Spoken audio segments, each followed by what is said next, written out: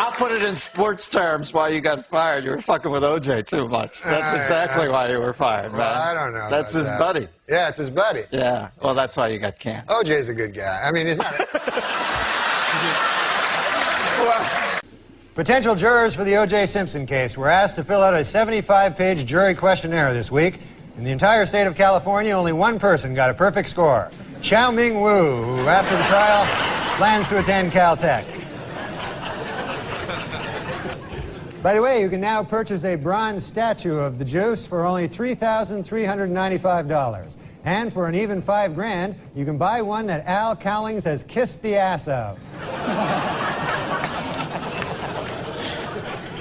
O.J. Simpson's new fitness video was released this week, and hitting the shelves next week, Simpson's newest video, Dorf on Stalking.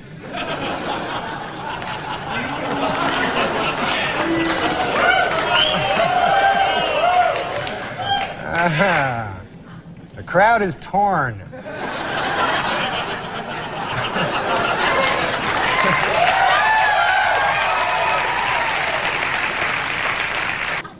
According to retailers, the most popular Halloween mask this year is O.J. Simpson.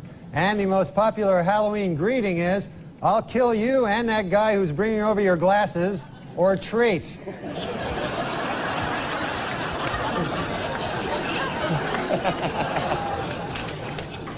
And the Pope came out with a book this week, which contains a series of essays examining faith and morality in today's secular world and the changing role of the Catholic Church as it approaches the 21st century. The book is entitled, God Himself Told Me That O.J. is Guilty.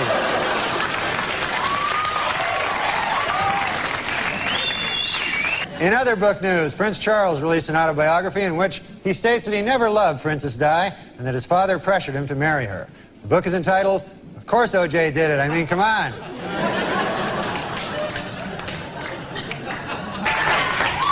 In his book, O.J. Simpson says that he would have taken a bullet or stood in front of a train for Nicole. Man, I'm going to tell you, that is some bad luck when the one guy who would have died for you kills you. That's probably... You don't get worse luck than that. And O.J. announced this week that he's coming out with a new book called I Want to Tell You. And if it's successful, O.J. will work on yet another book entitled From Football to Prison, My 25 Years of Showering with Other Men.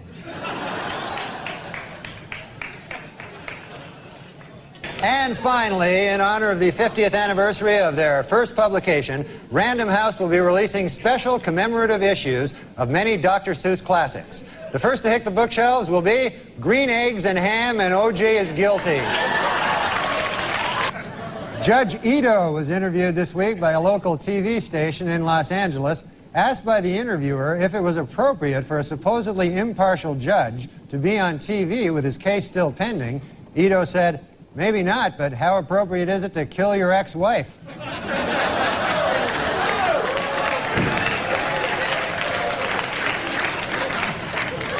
It was revealed today that O.J. Simpson told police that Nicole Brown Simpson used to beat him up. He also claimed that she and Ron Goldman killed him.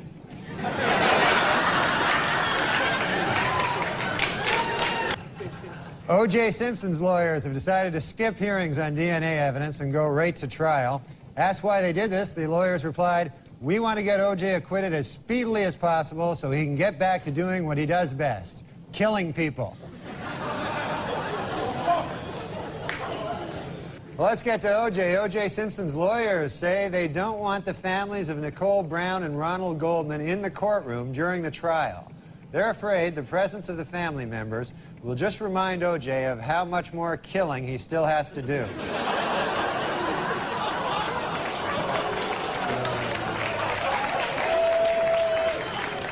Well, O.J. Simpson's lawyers stopped feuding this week, finally.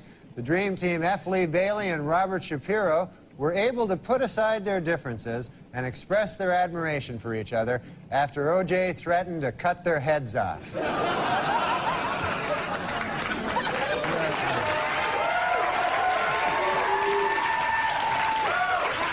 According to the National Transportation Safety Board, sleepy truckers are responsible for 1,000 deaths a year.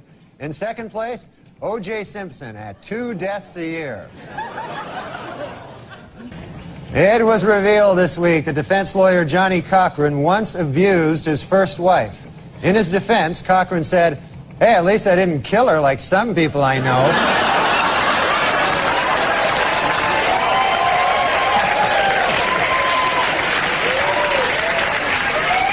Tomorrow, Judge Lance Ito will take O.J. and the jury on a tour of the now famous crime scene. For the jury, it will be their first look at the actual location.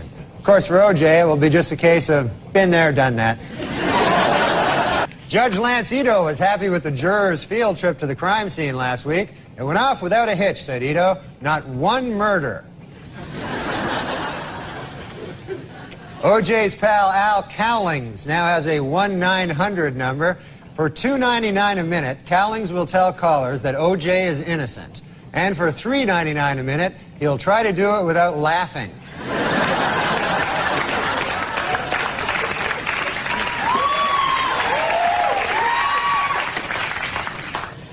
And this week, Simpson defense lawyers questioned witnesses about a half-melted container of ice cream found at the murder site. The Simpson defense has seized upon the ice cream for 2 reasons. 1, it may help fix the time of the murders, and 2, it was the only thing in the murder scene without any of O.J.'s blood on it.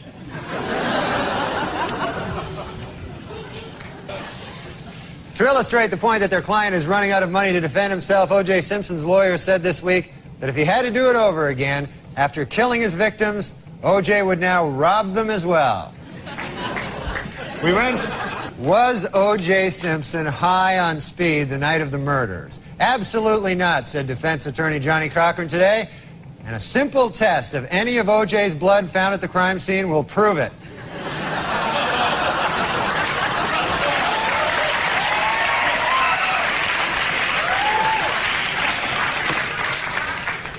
And O.J. pal Al Cowling said this week that in looking for the truth in the O.J. Simpson case, he sometimes talks to a picture of Nicole Brown Simpson, something that in the past would have gotten him killed by O.J.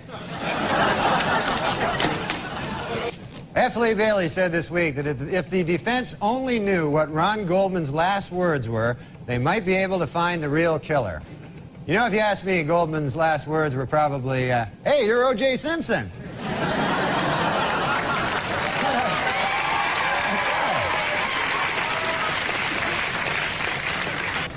Oh no, O.J. has struck again. How about that? Not a good thing. And in court this week, Cato Kalin testified that O.J. Simpson did not appear angry before or after the period of his wife's murder. But Kalin admitted he could have been a touch edgy while he was actually murdering her. Might have been a... Hertz Rental Car Company announced this week that it will buy 520,000 vehicles, increasing its worldwide fleet 24%. In addition, they will try to find a new spokesman who won't kill his ex-wife.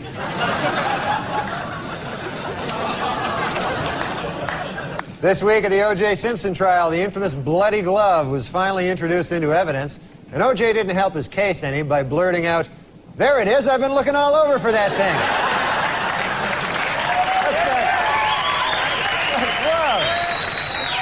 Testimony during the final week provided some spellbinding moments.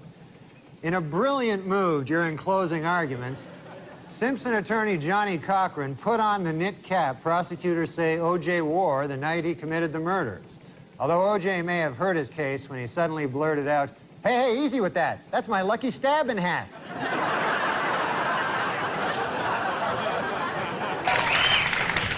And a new shocker in the O.J. Simpson trial. This afternoon, Judge Lance Ito dismissed yet another juror, a 45-year-old African-American male, for failing to tell the court that he had once worked for Hertz Rent-A-Car and that he had once held Nicole Brown Simpson's glasses while O.J. killed her.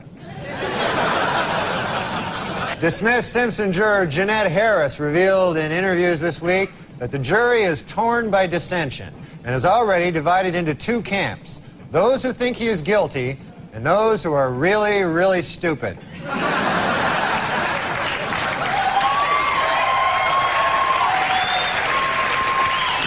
A bad week for the prosecution of the O.J. Simpson trial. Under intense cross-examination by defense lawyer Barry Scheck, LAPD crime expert Dennis Fung admitted that he may have contaminated the crime scene when he accidentally dropped a big bucket full of O.J.'s DNA.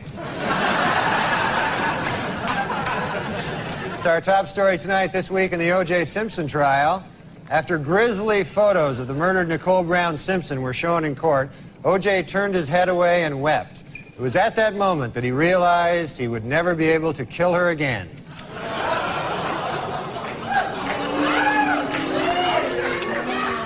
Well, in a questionable move by the defense team this week, O.J. Simpson demonstrated how to stab two people at the same time.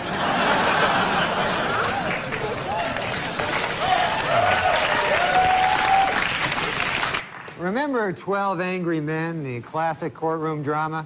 Well, the first film about the O.J. Simpson case is in the works. It's entitled 9 Angry Black People, 2 Scared Asians, and a White Guy Who Hasn't Spoken Since Rosa Lopez.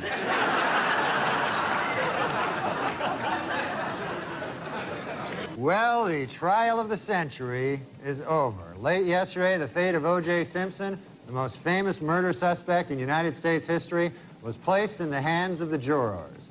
They must now decide whether to free him or get all their heads cut off.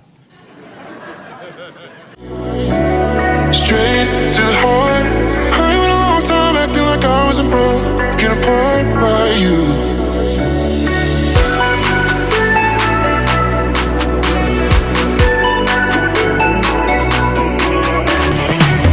Thanks, I'm Norm MacDonald, and now the fake news. Well, it is finally official. Murder is legal in the state of California.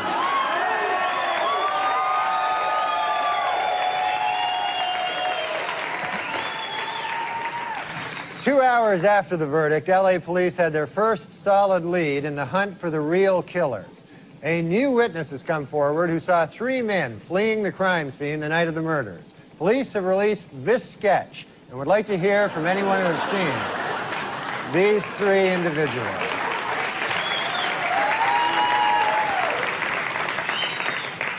On Tuesday at 1:15, the moment the Simpson verdict was delivered, Court TV scored its highest ratings ever.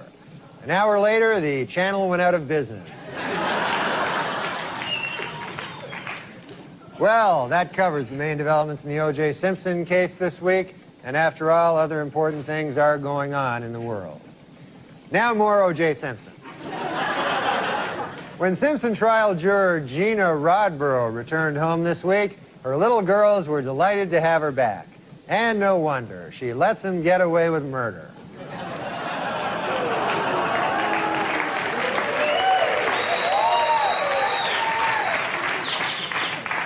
Our top story tonight. Following his shocking acquittal 2 weeks ago, O.J. Simpson vowed never to rest until the real killers of Nicole Brown Simpson are brought to justice. And the manhunt continues.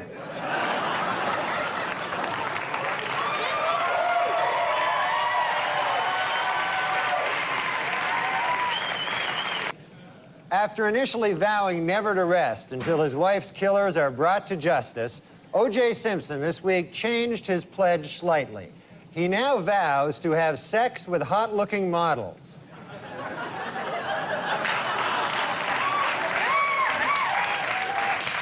Meanwhile, this week, O.J. took girlfriend Paula Barbieri to see the erotic murder mystery Jade. Other moviegoers took the couple's presence in stride, though they did become uncomfortable when O.J. repeatedly shouted out, "You call that a stabbing?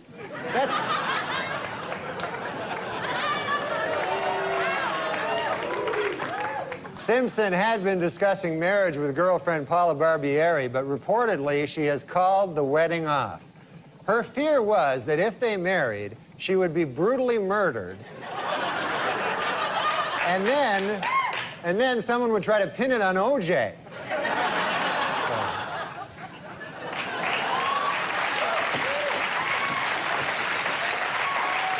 The L.A. District Attorney's Office has given Marcia Clark and Christopher Darden bonuses of over $10,000 for, quote, lengthy hard time duty, unquote, in the O.J. Simpson case. A spokesman for the DA said that the prosecutor's bonuses would have been even higher, except for the fact that they let a killer go free.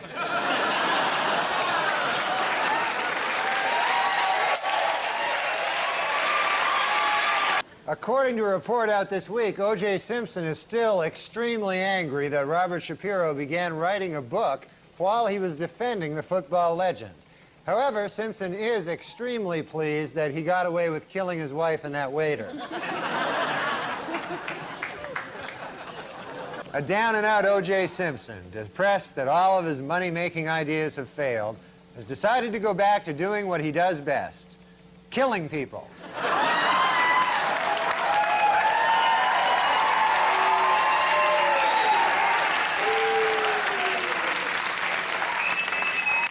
In a surprise move, O.J. Simpson has offered to give an interview to CNN with, quote, absolutely no ground rules. But interviewers Greta Van Susteren and Roger Cossack have asked for one. Don't kill us.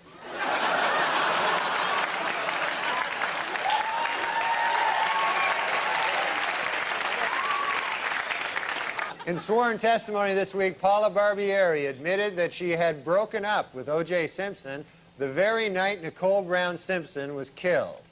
Boy, that had to be a tough day for O.J., huh? First he gets dumped by his girlfriend, then Colombian hitmen kill his wife. Man, that's... You gotta...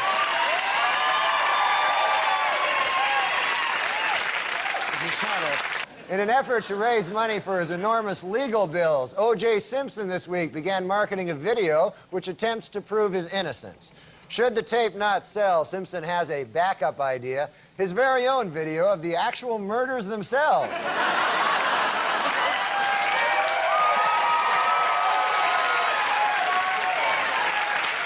This week on NBC's Dateline, 3 members of the Simpson jury explained their not guilty votes and argued that if Simpson had killed his wife, there should have been blood stains all over his gate, front door, and light switches.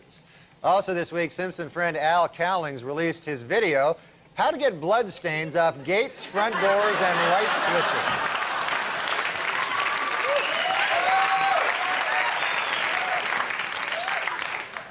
Switches. In his civil court deposition this week, O.J. Simpson denied under oath that he ever punched, kicked, or slapped his ex-wife Nicole. Oh, great. As if O.J. isn't busy enough tracking down the real killers. Now he's got to track down the real wife beater, too. This guy is crazy. And in Brentwood, O.J. himself was spotted manning a lemonade stand with his daughter, Sydney. Asked by reporters why sales were so poor, O.J. replied, "Beats me," and then he went back to cutting lemons with a giant knife.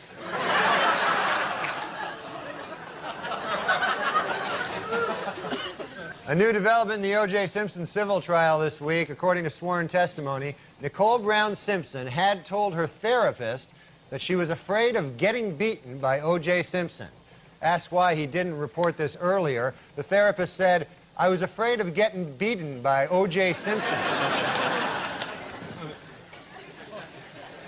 I said getting beaten, and that may have hurt a little. According to a Senate Committee on Violence, Denise Brown has done more to bring attention to the cause of battered women than any other person. Well, almost any other person. Once again, O.J. gets the short shrift. In Los Angeles this week, Lyle and Eric Menendez were found guilty of first-degree murder. So, to review California law, it is killing your wife, legal. Killing your parents, illegal. A shocking new development in the O.J. Simpson case. Late this afternoon, a high-ranking official in the Los Angeles Police Department admitted to Geraldo Rivera that the police did conspire to frame O.J. Simpson for the murders of Nicole Brown and Ron Goldman. However, they called the conspiracy off when they got to the murder scene and found that O.J. really did do it. While in England, where he spoke at Oxford University, Simpson had defended actor Marlon Brando's criticism of Hollywood Jews. Later, from his island hideaway, Brando sent O.J. a telegram which read, "You're not helping."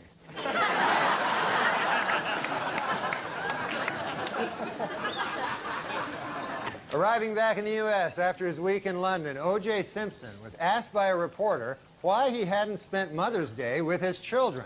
A visibly annoyed Simpson replied, "Idiot, I didn't spend Mother's Day with my kids because I killed their mother."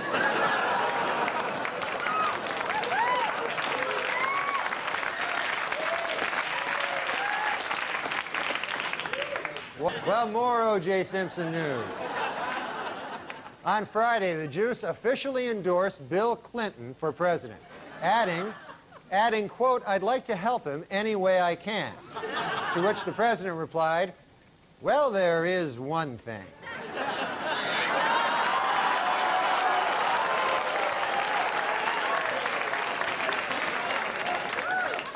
In Los Angeles this week, the defense suffered a setback in the second O.J. trial when Simpson was ordered to turn over a secret videotape which lawyers say contains proof of his guilt.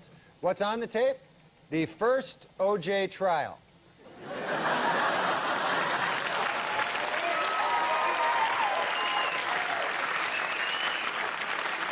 Finally this week, lawyers in the new O.J. Simpson trial actually found a prospective juror who claims to know nothing about O.J. Simpson, the murders, or the first trial, and who told the court, quote, "I don't even know when it started or ended."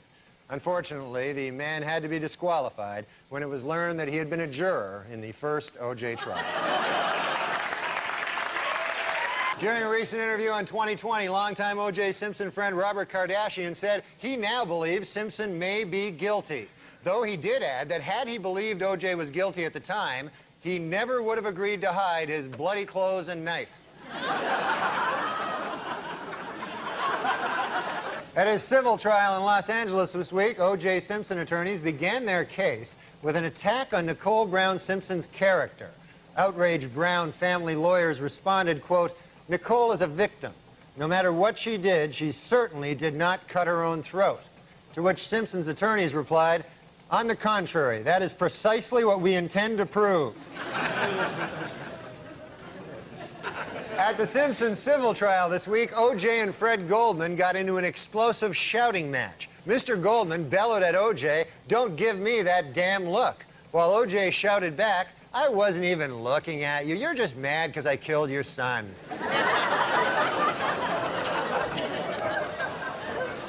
Against the Jets last week, Buffalo Bills running back Thurman Thomas broke O.J. Simpson's career rushing record, and the week before, he surpassed Simpson in career touchdowns. Next up for Thomas, an attempt to kill 3 people at once.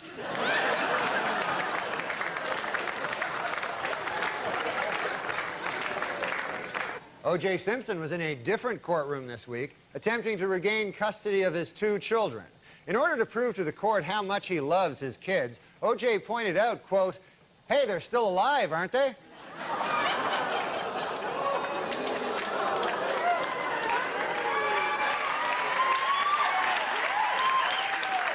This week in Los Angeles civil court, an FBI expert testified that shoe prints left by the killer exactly matched shoes belonging to O.J. Simpson.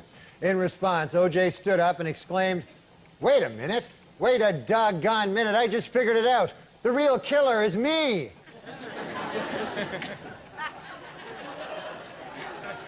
According to researchers in Australia, koala bears have fingerprints so close to those of human beings that they could easily be mistaken by police at the scene of a crime. It should be noted, however, that the research was funded by O.J. Simpson. So, our top story tonight comes from the O.J. Simpson civil trial, where this week it was revealed that in his first interview with police, Simpson had refused to take a lie detector test. His reason? It detects lies.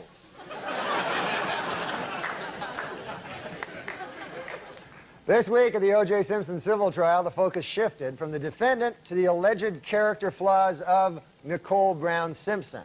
Attorney for O.J. hammered away at her lifestyle, citing sexual promiscuity, drug use, and the fact that she married a double murderer.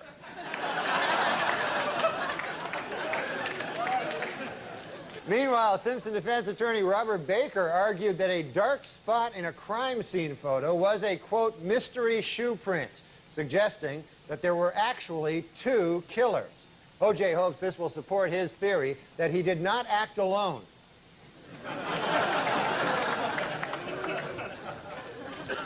In dramatic testimony this week at a civil trial, O.J. Simpson said he didn't commit suicide only because, quote, my mother told me you don't go to heaven if you kill yourself. Oddly, his mother did say, quote, it's okay to kill other people.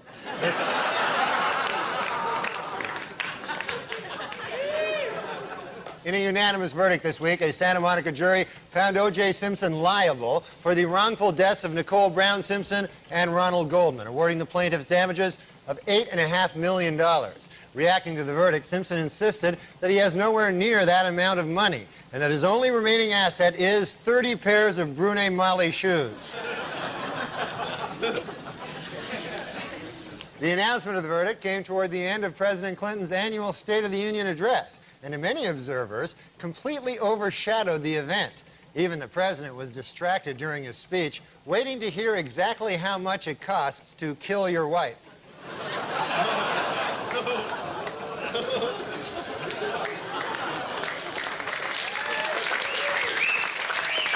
Our top story tonight, this week at the civil trial of O.J. Simpson, the jury, which had earlier found him liable in the deaths of Ron Goldman and Nicole Brown Simpson, this week tacked on an additional $25 million in punitive damages. On hearing the news, Simpson declared, quote, this is far from over. Asked to clarify that statement, O.J. said, quote, I'm going to kill more people. What do you think I meant? The first place in Weekend Update's Most Romantic Valentine contest goes to David Delafera of Kearney, New Jersey. Yesterday, Mr. Delafera, who works as a fireman here in the city, climbed the ladder of a fire truck up to the third-floor office window of his girlfriend, Alexandra. There, with a dozen roses and a wedding ring, he proposed to her in front of all her co-workers. Congratulations, David. And coming in last place for the third year in a row, O.J. Simpson. At a book signing in New York this week, Fred Goldman once again offered to forget the millions owed to him by O.J. Simpson if he would simply admit to the Brentwood murders. A visibly annoyed O.J. responded, why in the world would I do that when I have no intention of paying you anyway? More bad news for O.J. This week, HarperCollins reached an agreement with the Brown family to publish his late wife's diary. Especially troublesome to Simpson is this final entry. Dear Diary, I have to run now because O.J. is here to murder me. And also the guy who returned my glasses. I think he might murder him, too. Also this week, a California newspaper revealed that O.J. Simpson was awarded custody of his children mainly because a court-ordered psychological test showed that he is a loving father. It should be noted, however, that the same test also showed that he was a loving husband.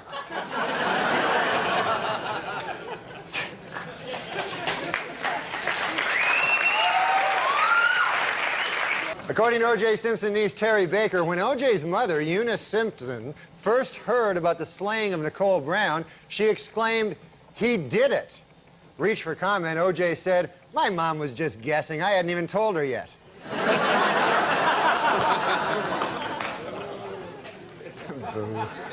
Meanwhile, O.J. himself may have some explaining to do. For months, he has denied hiding financial assets, including valuable sports mementos, from the Brown and Goldman families. But earlier today, Simpson pal A.C. Cowlings was stopped as he tried to leave the country. In the backseat of his Bronco, police found O.J.'s Heisman Trophy, disguised with a tiny fake beard. More bad news for O.J. Simpson. This week, a Los Angeles court ordered him to turn over his Heisman Trophy to the Goldman family. In addition, the same court may order Simpson to surrender a coffee mug inscribed, World's Greatest Husband.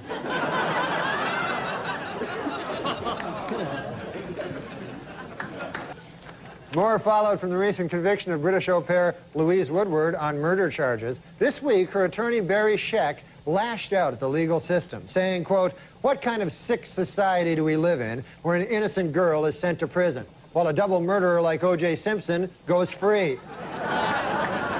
Kind of a... In a statement with profound legal implications, the FBI announced this week that for the first time, its experts can now identify an individual with 100% accuracy through his DNA. And really, when you think about it, the timing could not have been better, said former football great O.J. Simpson. He was good on the gridiron.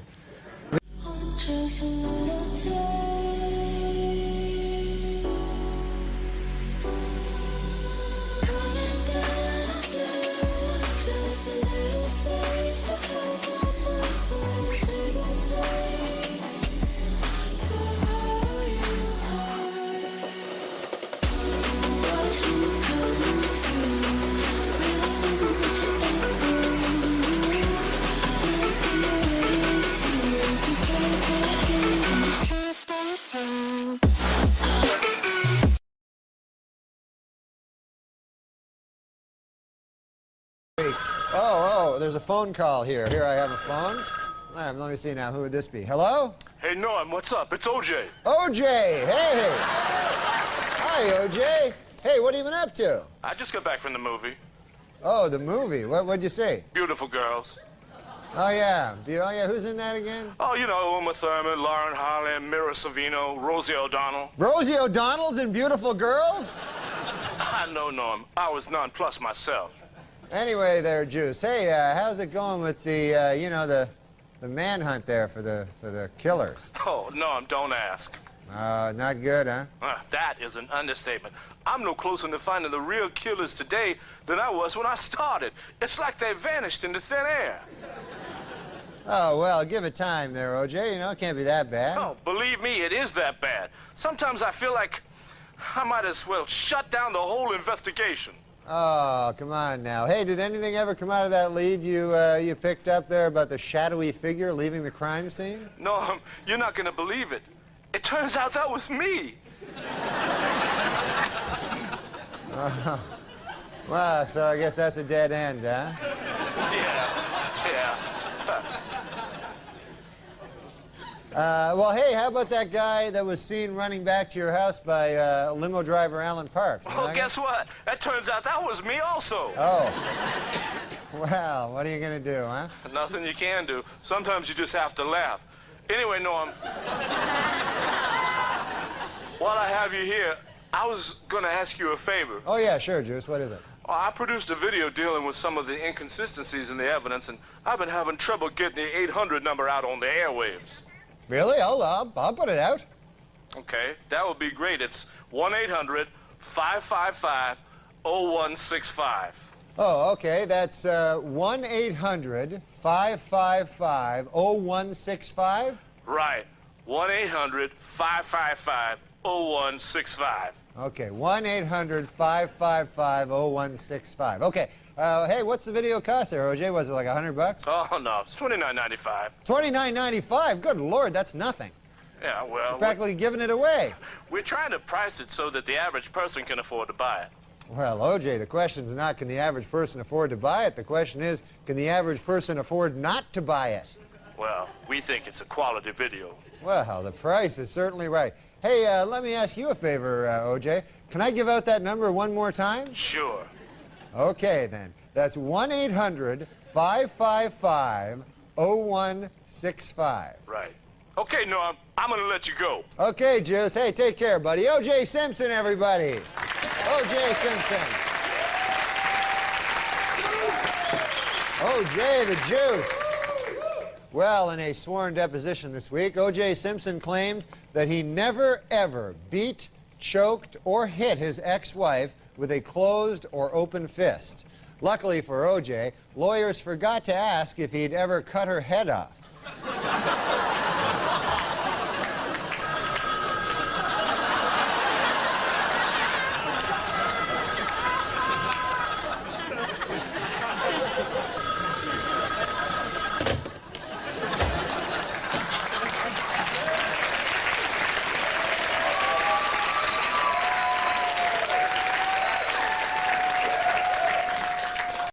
How's the family? How's everything going? Ah, great, man. Couldn't be better. Life is fantastic. Yeah. That's I good. like life, man. You do, really? Oh, my God. People that complain about it, First of all, you're lucky enough to be alive when you think about it. You know what I'm saying? Your mother had to have sex with your father. That your grandparents had to have sex. Great-grandparents had to have sex. It's lucky you're alive, my God. It's amazing. And I'm so happy every day that I'm should alive because it's just a fluke. There's so many more people that never got to be alive. You know? And, That's an interesting point. I guess you're right. If you do the math. So when people carp about it, I'm like, man, it's the greatest gig in the world, being alive. You get to eat at Denny's, wear a hat, whatever you want to do. Yeah. Get haircuts. It is. Well, good. I'm glad life is going well. I know. Ridiculous. Now, well, no, I've never asked you this before, and we've been good friends for many years. Ah. Okay, I made that up. But No. We haven't? no, we're friends. We're good friends. But I don't know what your... McDonald, is that Irish? Is that Scottish? What's your ethnic background? My ethnic background is Polish. Are you really Polish? Wow. Polish people, I didn't yeah. realize that. Yeah. McDonald, you don't... Well, my parents changed their names. They Right. had to because of the constant ribbing they'd get for being Polish, you know. And so they changed their name to McDonald. But, you know, it's one of the things that you can, you know, I mean, I get a little upset about it, you know. Because, you know, All you the can't... Polish jokes and Yeah, stuff. you can't make jokes about other people, but for some reason you make jokes about Polish people, you know? Right. I don't like it. Right. You shouldn't. That sounds bad, yeah. I mean, I had an experience, you know. I go in and I order a Polish sausage, you know, from this guy, you know. And so the guy says to me, you must be Polish. And I said, come on, man. I mean, come on. Think about it, what you're saying. You know, I'm trying to knock some sense into this fellow's head, maybe give him a wider world view, you know? Sure, yeah. I said, you think because I order a Polish sausage, I'm Polish. I said, what if somebody came in here and ordered French toast? Would you think he was French, you know? Right. I mean, what if somebody came in here and ordered a Belgian waffle? Would you consider that guy a Belgian, you know? I mean, if a guy came in and ordered a German bratwurst, would you consider that fellow to be a German fella? Right. I said, what if a guy came in and ordered German potato salad? I suppose you'd think he was German too. Yeah? Yeah. You know? What if a guy... Wow, you talked to this guy for a while. I'm telling you, man. With racists, you have to get through You have to them. really get it into their head. Right. I said, if a guy came in and he ordered a Cuban hamburger, are you going to assume he's a Cuban? Right. I said, I think it is absolutely ridiculous that just because I come in here, I order a Polish sausage, why would you jump to the fact that I'm Polish? Right. And the guy says to me, well, first of all, it's a hardware store.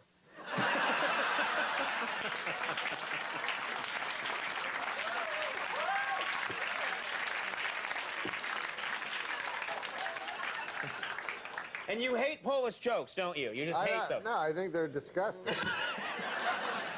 Let me ask you quickly. We haven't talked to you in so long. I want to ask you about your family. My great family. I love them all. How's your... we used to talk in the old days. You and I used to spin some yarns about Uncle Hector. How's Uncle Hector? Oh, Uncle Hector. Uncle Hector... He's Polish too, I'm guessing. No, he wasn't Polish. Oh, okay. No, he was from my cousin's side of the family. And he was... he was a great man, my uncle, you know. Right. He was an old fella. He actually rode the rails during the Depression. Oh. You know, he was a hobo. Hobo. As you might call him. I Yeah. don't like that term, but whatever. Tramp or whatever, Yeah, he's what a have you. tramp, Railroad bum. And, but he wasn't a bum. He was just out. He was a good, honest man during the Depression searching for work, Yeah. you know. And, you know, he had no money, so he'd travel the country trying to find work, and he actually rode the rails, Uncle Hector. And he told me, it was an interesting story, he'd go through, this was in Canada, and there's a town called Kitchener in Canada, and the railroad cops were tough, boy. They were tougher than the real cops, you know. They had a law of their own, the railroad cops. I feel like I should be tucked into bed listening to you. Anyway, a law of their own, those railroad cops. But there was not a railroad cop tougher than Kitchener Leslie. Oh, boy. He was well known. He was well known for beating hobos to death. Really? Oh, He'd yeah. find a hobo on his train, he'd beat him to death. Beat him to death. And so what the railroad bums would all do is, as Kitchener approached, of course... Oh, hey, Norm, how you doing? So, Wow, such focus on these stories. That wasn't a mirror. That was another guy. Okay, oh, it was a guy named Norm. Yeah. So the railroad bums would all hop off before they got to Kitchener to avoid being beaten to death by Kitchener-Leslie. Yeah. Anyways, my Uncle Hector, a good man, you know, and he walked into a mine one day. This is a story for that I think the young people could learn from. Don't go mine hopping, kids. During the height of the Depression, where there was absolutely no work, my Uncle Hector walked into I won't say the name of the mining company. It was McIntyre Mine, and he walked in. He had his lunchbox with him and his work boots, and he said, "Sir," he said, "I want a job." And they said, "We have no jobs." He said, "Well, 500 people work here at McIntyre Mine." He goes, "I don't think there are 500 men here better than I." He says, "As a matter of fact, I don't think there are 200 men better than I." He says, I think you'd be strapped to find 100 men better than I." And by golly, he got the job. What do you think of that? That's a great story. Now, I'm sensing there's more. Now back to Kitchener-Leslie. Yeah. The most dreaded... No. Uncle Hector. What? No. I'm sorry, I'm trying to help you out. No, Uncle Hector. Dad, where's the story going? Uncle Hector worked in a mine, and it's a hellish job, the mine, as you well know. Darkness, you know. It's dank. It's dank. Yeah. It's coaly. It's a lot of... What? Well, you're in a coal mine. It's not coaly. It's coal-ridden. It's coal-infested. It's not coaly. It's coal-infested. So he worked in the mine, and by God, he worked hard. And after a week of working hard, he said to the shift manager, he said, "By golly, I'd like to have a lady. I work hard, and where would I find a lady here in town?" Well, they said to Uncle Hector, they says, we have sex with animals here. By God, says Uncle Hector, I'm not going to do that. I'm a normal fella. Well, then be to your own devices then. So, be to your own devices? Yeah. Wow. Uncle Hector continued working in the mine. He worked hard, and he worked long, and he worked for a low wage. But he was a man.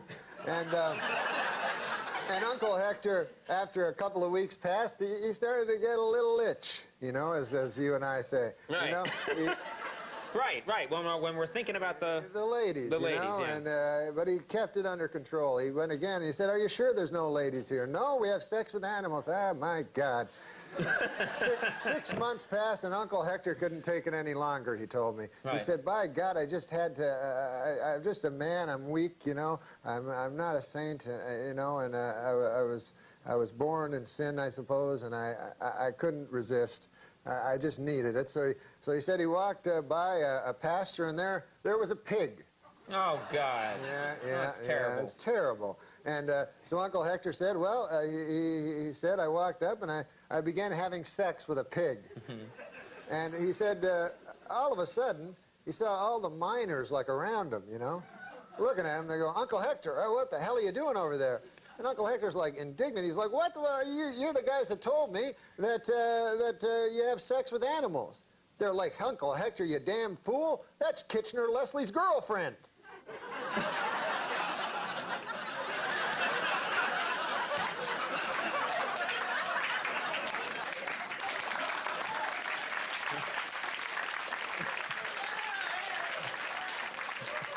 Of all the animals. All the animals to have sex with.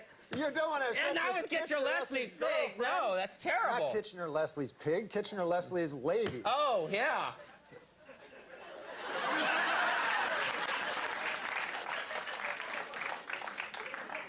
You tell quite a yarn, man. Well, I had shorter ones, but... There's no other guest tonight. That pretty much... I have one other funny anecdote, and it's very short. I don't think we can. Here he is, the always entertaining Norm MacDonald, ladies and gentlemen.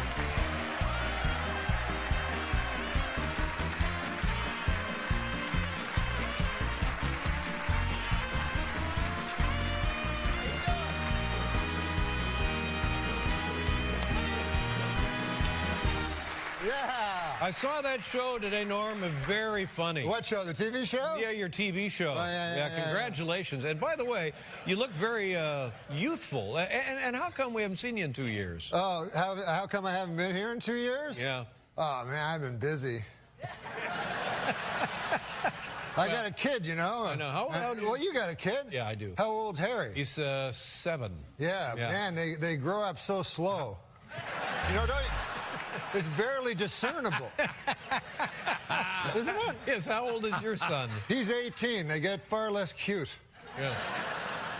They're Good not as cute when they're out on the lawn punching you in the chest. Yeah. Well, anyway, it's good to have you here. Oh, it's good to be here, and, man. in addition to the new show, the Norm MacDonald Sports Show, you have like your was it your first stand-up special? Yes, I did a Comedy Central special. Great. One of 40 they did this year on Comedy Central. And but it was fun. But I got a weird time. They showed it at 11:30 and on Saturday, and it turned out that was during this thing called Earth Hour. I think some people know what it is. Yeah. On Earth Hour, you have to turn off your electricity. So. Wow. That's horrible. And as you know, and as I know, and as they apparently know, TVs are powered by electricity. So, and furthermore, my key demographic is damn dirty hippies. Yeah.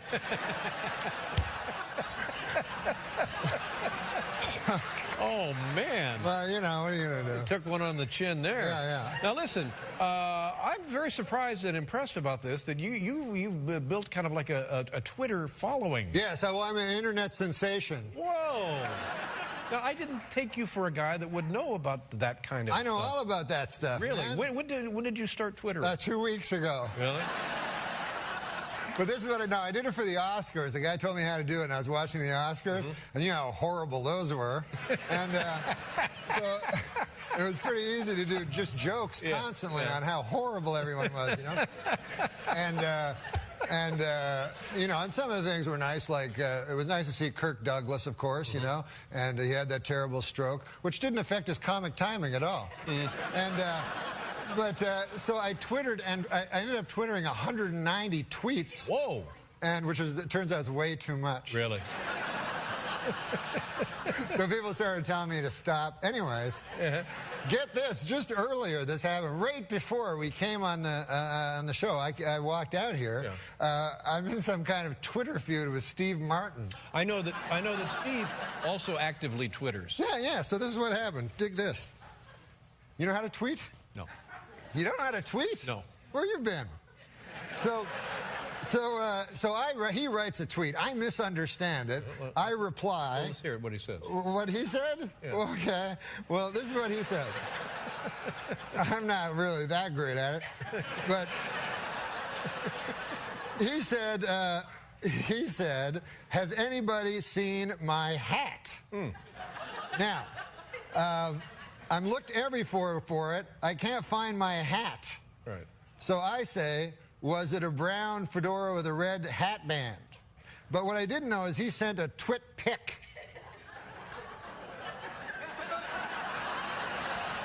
Stop right there. Let me just say, if this is an example of Twitter communication, it's invaluable.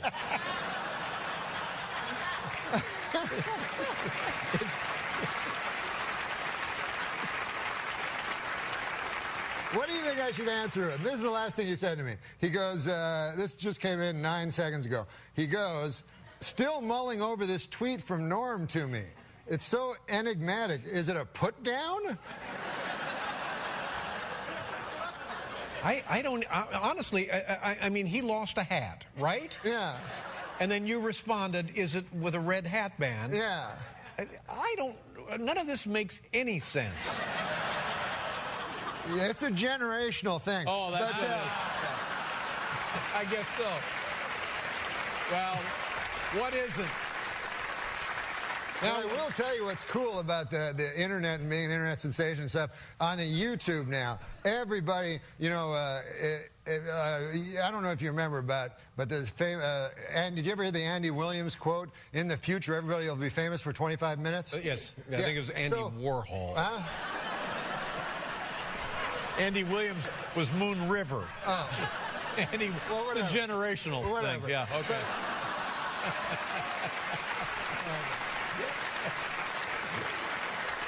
But here's the thing. Like, for instance, have you ever heard of Harrison Schmitt? No. Okay. He walked on the moon. I didn't know that. Right. An astronaut. Right. A guy who walked on the moon. There's very few people that have been in the position to go, hey, where's the moon? There it is. Right. Well, you're right. That's a good point. Right. Now, so 12 people have landed on the moon. Neil Armstrong, Buzz Aldrin. Who else? Right. So this Harrison Schmitt fellow must be going, what the hell do I have to do to get famous? Yeah. Right? Meanwhile, the Kardashians, we know Khloe, we know... It's awful. Yeah, Lois. Lois Kardashian. All of them. We'll be right back with Norm MacDonald, everybody.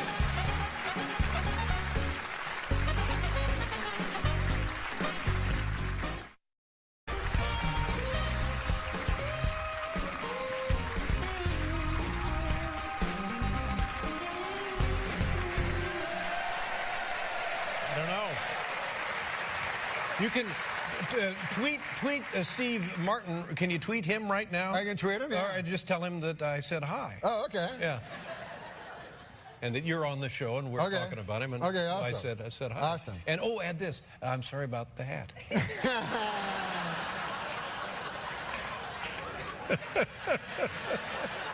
You know what's great also while I do this, I'll tell you this. The great thing about the blogosphere.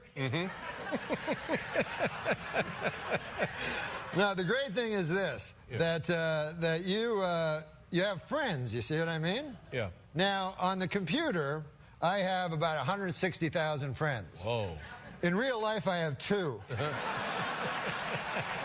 But I actually like my friends on the blogosphere here, because this is the thing. Like they can go like in real life, right? Your friend will go, hey, my grandmother died this morning, and then you go, oh, good. Do you want to come over to my house and talk about it for 4 hours?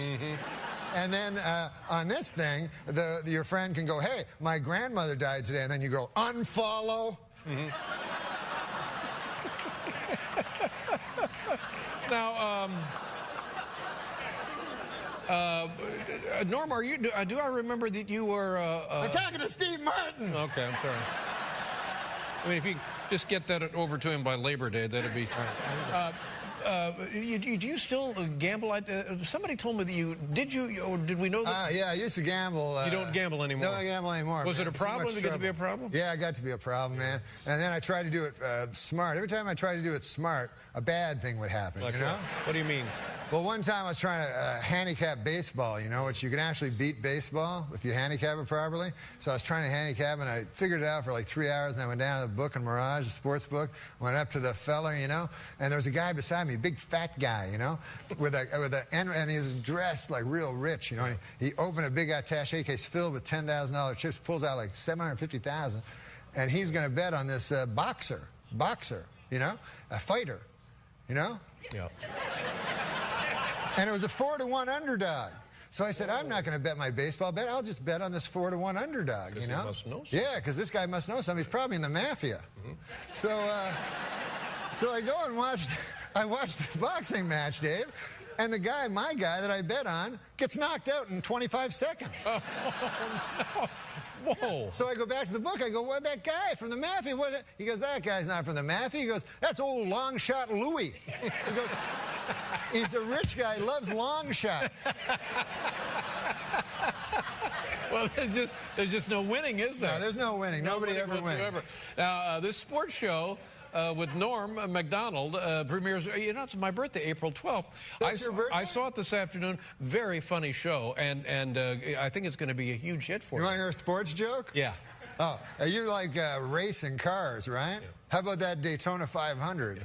How about that kid that won? Right. How old was he? Like 20? Yeah. He raced all around. You know why he went so fast, apparently? He was texting the whole time. It's generational.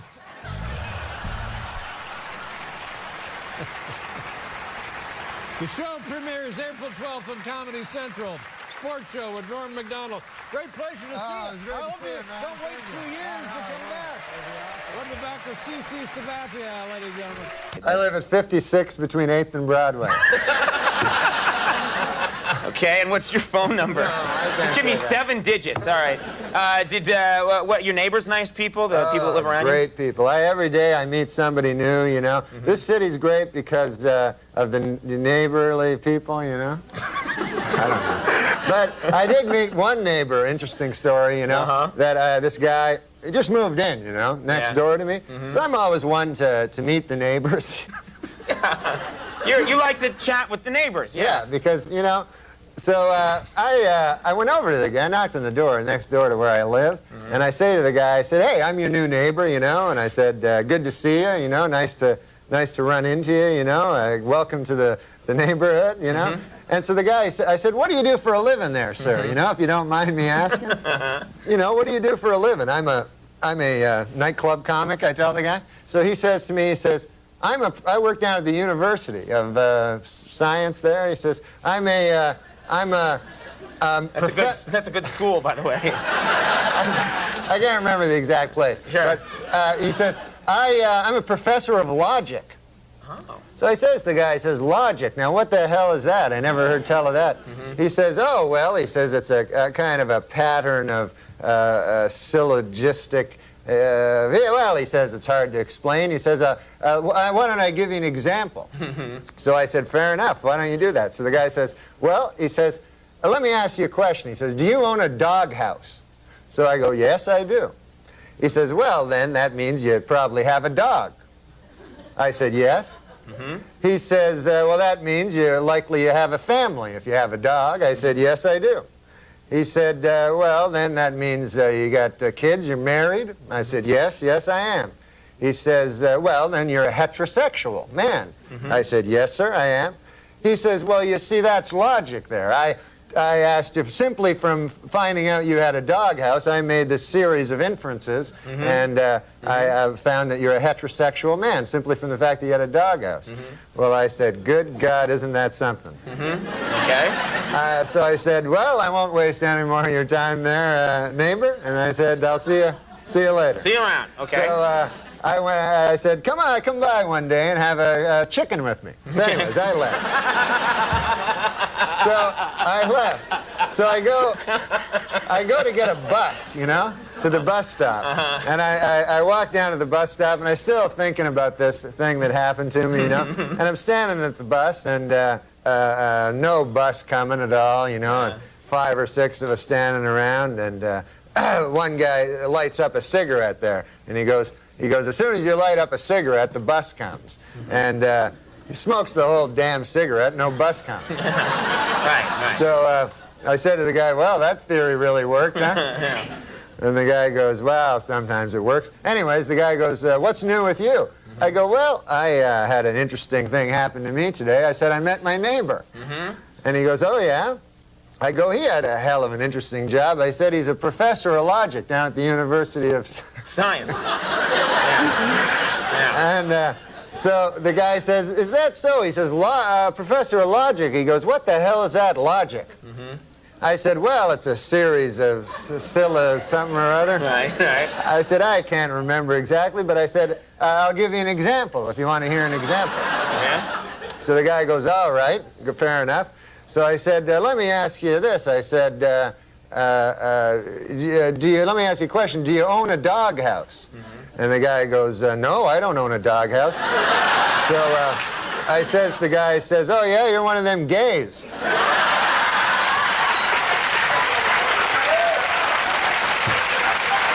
And it worked, right?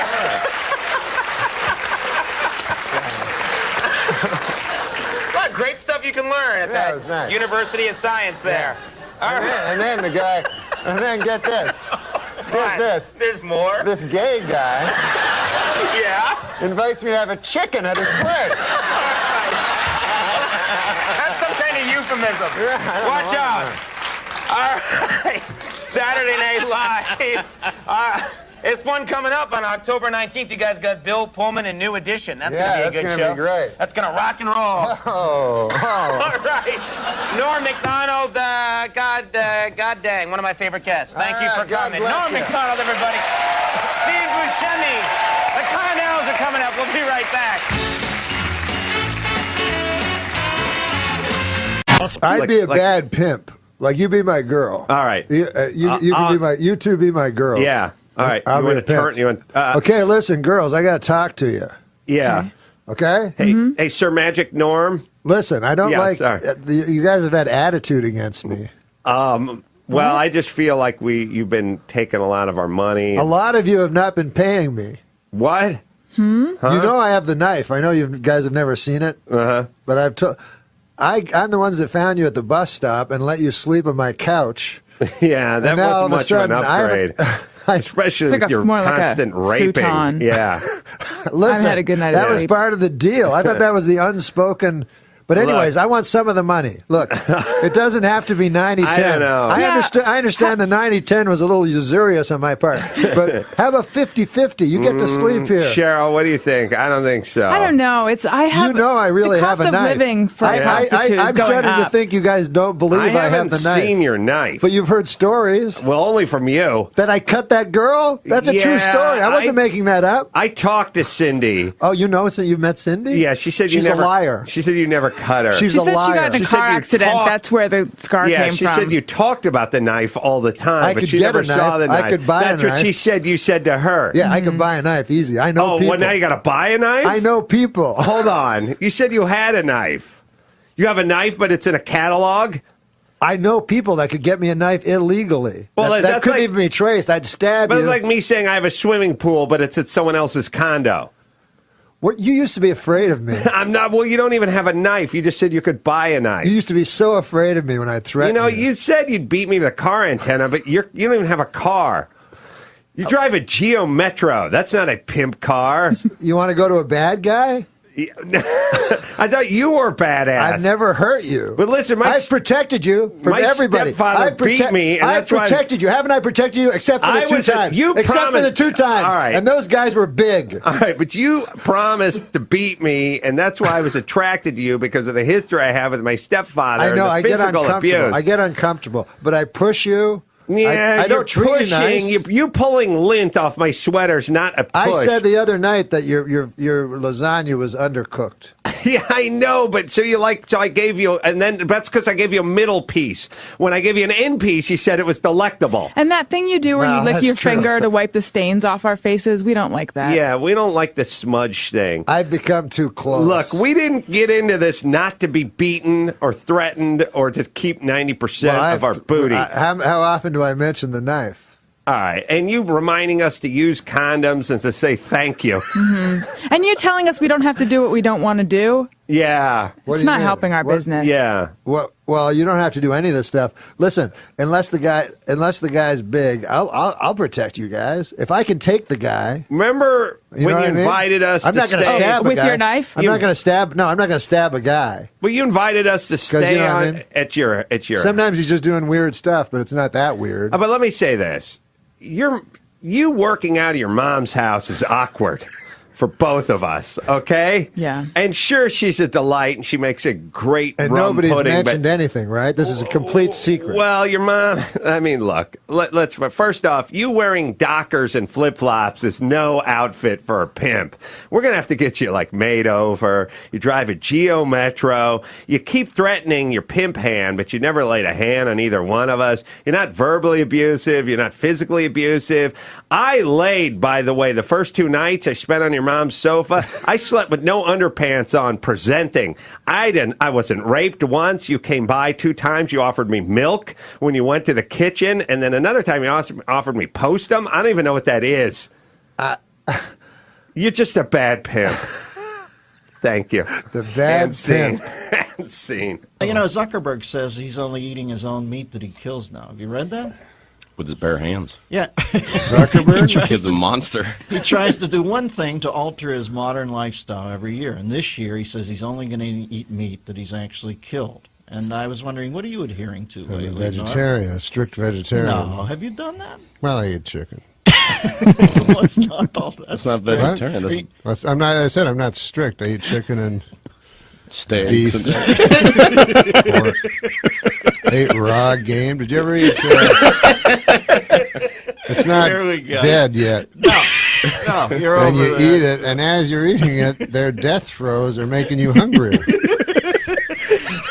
There's nothing. That's better than a soybean. Yeah, you're right. Which sounds better, that or soybean?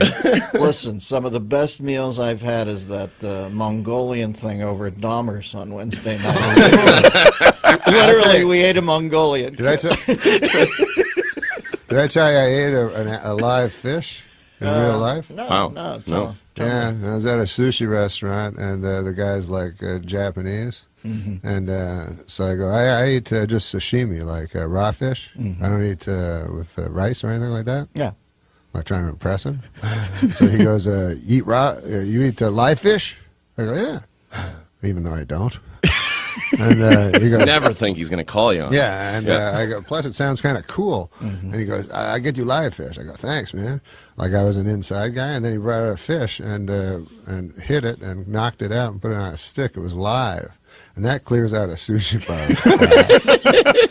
A lot of people, the girl I was in was barfing in a bathroom.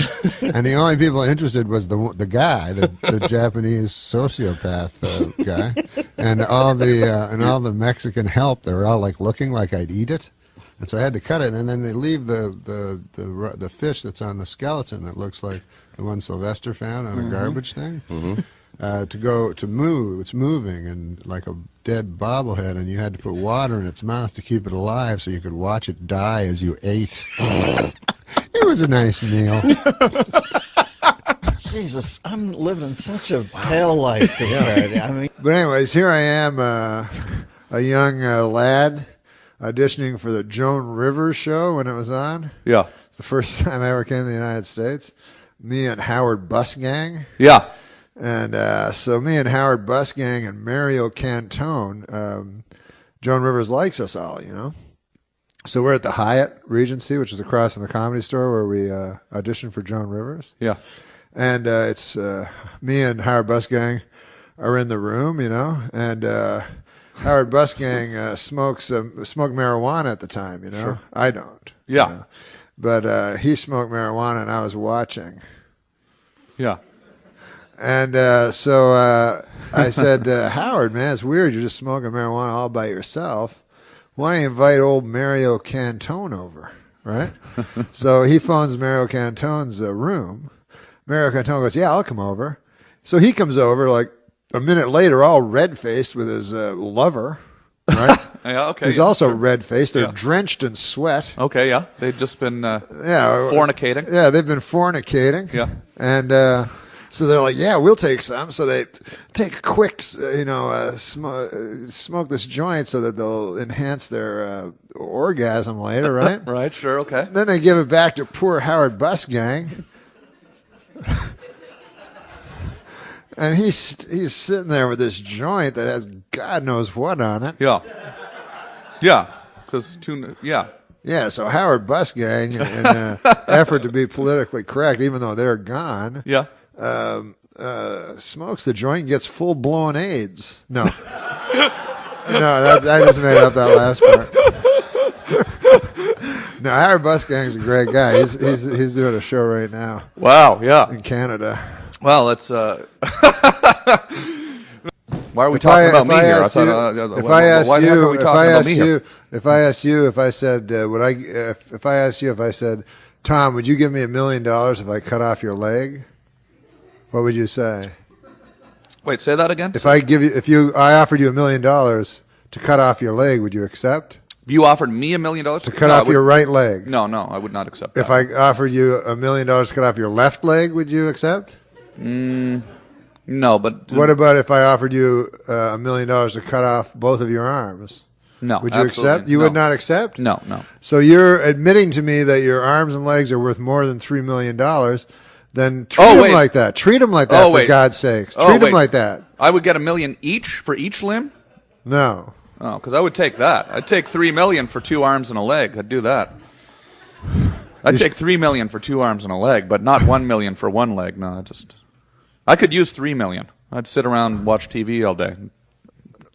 Tap my fingers on my one good hand. I'd have the remote, right? Yeah. No, I don't. You lose your cock too. Yeah. What? How much for chopping the cock off? You never mentioned that. That was implied. I actually have questions here. I actually have some questions. Oh, you got some questions? Yeah. Let's. I said no questions. Really? No. This is what I saw after the trial. This is how stupid jurors are. After the O.J. trial, I see this big fat woman that was on there. Because you tend to think of jurors as wise or something. I don't know why, but you tend to think of them as wise people, jurors. Right. But afterwards, they interviewed this one woman that was a juror, big fat woman. Doesn't have anything to do with anything, I guess. Her weight, but she was huge. Right. And so she was smart. She probably would have known to not eat so many cheeseburgers. Exactly. So this fat pig, no. So they're interviewing her, and they're asking her about the blood evidence because Darden talked about the blood evidence for 6 straight days. Yeah. He introduced all this blood evidence that showed that it was 1 trillion to 1 that it wasn't OJ. So they say, well, you say this woman, they say, well, what about the blood evidence? Yeah. So she goes, everybody got blood. She goes, if it don't fit, you must acquit. Yep. She remembered the rhyme. Sure, the rhyming was what did it, I think. A guy was telling me that, do you know the lawyer Jerry Spence? Are you familiar with that lawyer? He's from Colorado, and he wears a cowboy hat. Wear cowboy hats all the time. Fringe. He wears fringe. Yeah. Yeah. So apparently, in the closing arguments, you can say anything. Mm-hmm. You're not bound by anything. So I know this guy who worked at a law firm, and he said every time Jerry Spence would be the defense, he'd always get everybody off. And this is what he'd do. He'd say, no matter what the facts of the case were, he'd say, he'd talk about the case, and he'd go, that's it, ladies and gentlemen. Oh, before I go, I'd like to tell you a story. And then the prosecution would go, objection! Then the judge would go, let him tell the fucking story. So then he'd tell the story, and this was the story. He would go, ladies and gentlemen of the jury, I'd like to tell you a story about a young boy, a precocious young boy, that went up to a very wise old man. And the boy held in his hand a bird. And he said to the wise old man, he said, you're the wisest man that I know. I have a bird in my hand, and I'm going to give you a puzzle. If you say A, you can say A or you can say B. If you say A, I will let the bird go, or I will crush the bird. If you say B, I will let the bird go, or I will crush the bird. What do you say, old man? A or B? And the old man thought about it, and the old man looked at the boy, and he said, son, the bird is in your hands. Ladies and gentlemen, the bird is in your hands. And he said, like 20 minutes later, they come back, innocent! Sort of like a multi-purpose closing comment. Yeah, it worked for everything. Works every time. Yeah. That's good. And so then the woman formula. that drowned her 14 children should get off because of the bird story. Yeah. Oh, I was just telling that I love Arnold Schwarzenegger. You love Arnold Schwarzenegger?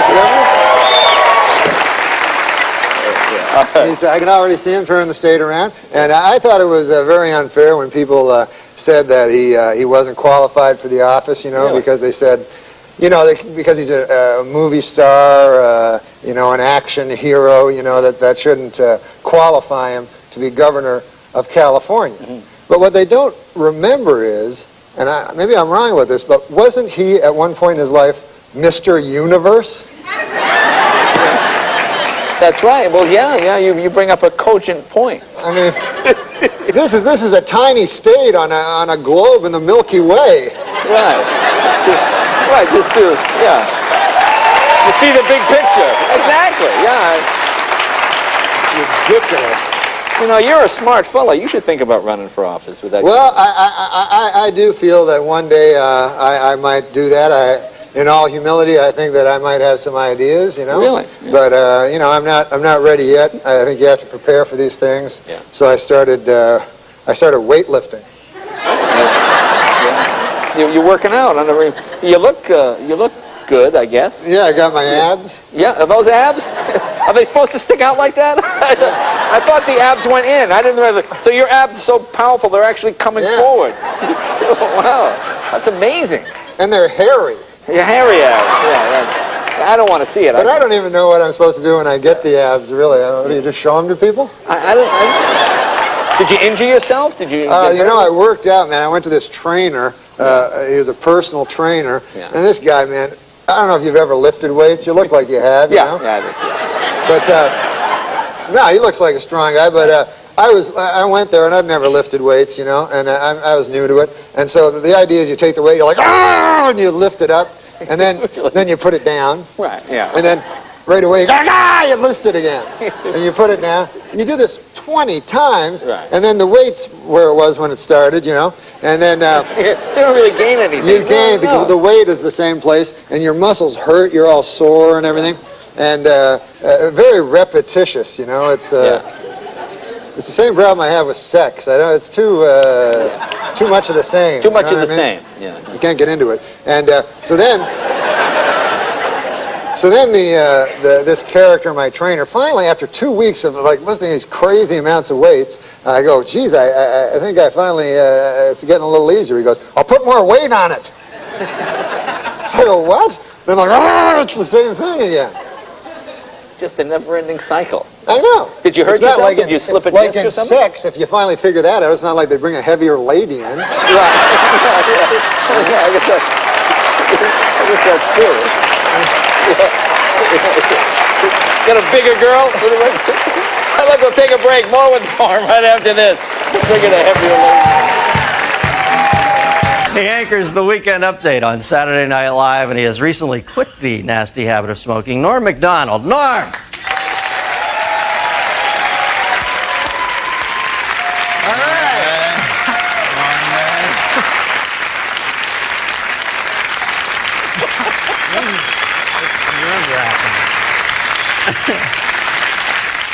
Now, you're a young iconoclast, Norm. You know, the kids, they get you. What?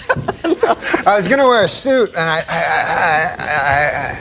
I don't need it. I like this whole D.B. Cooper look for you, man. This is... Now, is he the guy that jumped out of the plane? No. He's married to Alice Cooper. Now, the thing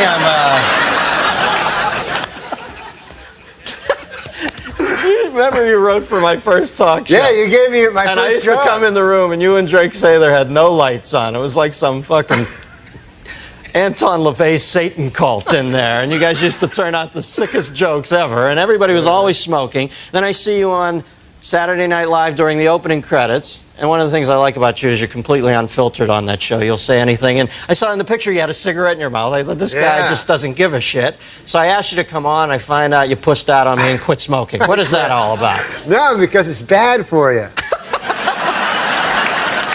They have these fucking things on the side. You have to read the fine print where it says it's bad. Now, when did you first start smoking? I started smoking as a kid, like when I was, I think I was like 14, and I thought, I'll look really cool like if I start smoking, because I didn't get along with anybody. So I started smoking. Wouldn't you know it, I did look cool. All of a sudden, all these broads like me and everything. Not broads, but ladies, girls, women. And it was hard though, man, because I was guilty about it all the time I smoked, because I always thought, you know, I always knew it was bad for me, you know. Like even though some guys will say that it's good because their uncle lived long or something and he smoked, you know, and they'll go, hey, what about, you know, that old guy, you know, Burt Mustin, what about that guy, you know? And then he just because he lived long, that doesn't mean anything, right? That's just one guy. You can't, just because Burt Mustin lived long, you're all of a sudden... You did your master's thesis on this, didn't you? Now, do people bother you a lot when you're smoking? Were people pissed off when? Yeah, people don't like when you smoke, you know. They're bothered. Like, I gotta admit, though, secondhand smoke is bad. Like, I don't like, when I smoked, I didn't like secondhand smoke. Yeah. You know? I like that first-hand smoke because you get to suck it right out of the cigarette, you know? And the secondhand, any fucking thing that's already been ingested by someone is not as good, you know? You know what I mean? Like a pork sandwich is delicious, but after a digested pork sandwich, that's fucking shit. You know? You can't fight that logic, Norman. You cannot?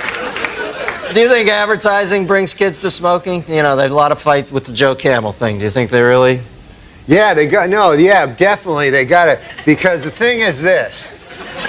The advertisers, they got to go after kids because they're not going to get adults. Like, there's not going to be a 50-year-old guy going, hey, I should start smoking. That goddamn Camel. Look at him.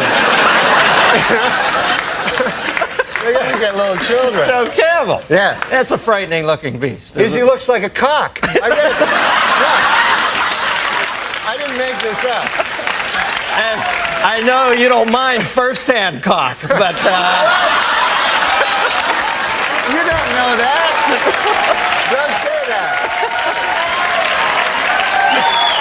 I know how this stuff happens, man. Because a buddy of mine worked on Saturday Night Live, and he said he was a fag once, as a joke.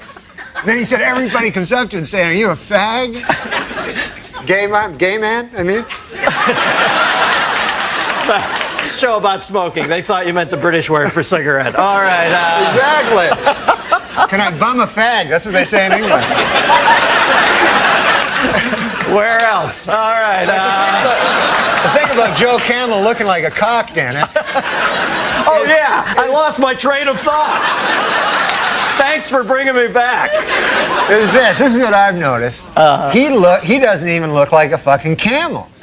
He looks so much like a cock because you know how it's usually subliminal? Yeah. Where you have to find the cock, right? This character, you have to find the goddamn camel.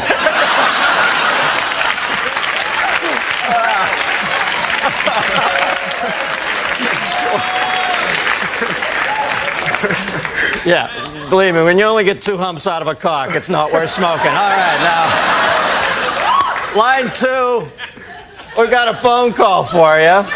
Although I can't believe they'd still be on the line after this departure. Line 2, we've got Beverly from Middletown, Ohio. Beverly? Yeah, hi, Dennis. Hi, Norm. Hi, you didn't know my name, I don't think. Yes, I did. I watched Saturday night. Do you like it? Yeah. I liked it when Dennis was on it. Yeah, I did too. I watch Dennis every Friday. Get out of here. You're great at that, man. You're great at this. You know why? Because you don't give a shit about Dennis. You know what I mean? It's like the best thing you can do. Whenever I'd go on, they'd go, what's it like following Chevy? And I like Chevy. He makes me laugh. What the fuck do I think about Chevy? I'm trying to make a living here. Right, you know what I mean? Yeah. When I see you, I know you're thinking the same thing. Like, screw Dennis. I'm killing. Okay. Anyway, go ahead. What's your question?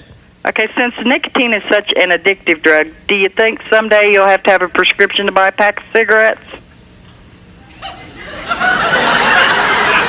Well, you know, they always bring up the Constitution and talk about how we should still have the right to a militia and all that. But let's face facts, this country was built on tobacco growers. So, you know, if you're going to start changing...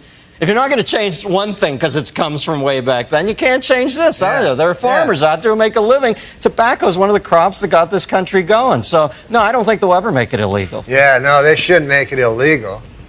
I know. I think Norm's backing me up on that. What motivated you to quit? Well, I guess I read this thing about how it was like a phallic symbol, and that my doctor went in. He said, you probably have an oral fixation, which you know what that means. Let's not kid ourselves, right? So that's why I always smoke like cigarettes instead of cigars, because if I'm going to have I like a little white thin cock, you know? Are we back to cocks again, huh? I go away to Ohio, Middletown, the center of the universe to take a nice, clean call, and then I space out. I'm thinking, I can't listen to Norm for a second. I got to get a time cue here. I come back, and you're talking about having a thin white cock in your... I don't have a thin white cock. In my cock, you mean? No. In my mouth. No, you misunderstand. Oh, what I'm okay. saying is this. I'm just saying don't make the mistake of thinking I fucking listen to you. I just want to make it clear about that cock thing. I was just saying, if I ever was gay, if they like suddenly made it mandatory or something, then I would choose the smallest cock, and I would like a guy that came fast. I don't know. I thought the subject was cock. No, Cox is next week. I'm sorry. Does that answer your question? Yes, it does. Norm MacDonald, ladies and gentlemen. Luckily, we have the good taste to bring tonight's guest back. Every season, he is as uncensored a wit as they come. His new sitcom, The Norm Show, is on ABC Wednesdays at 9:30. Please welcome George Wendt, ladies and gentlemen.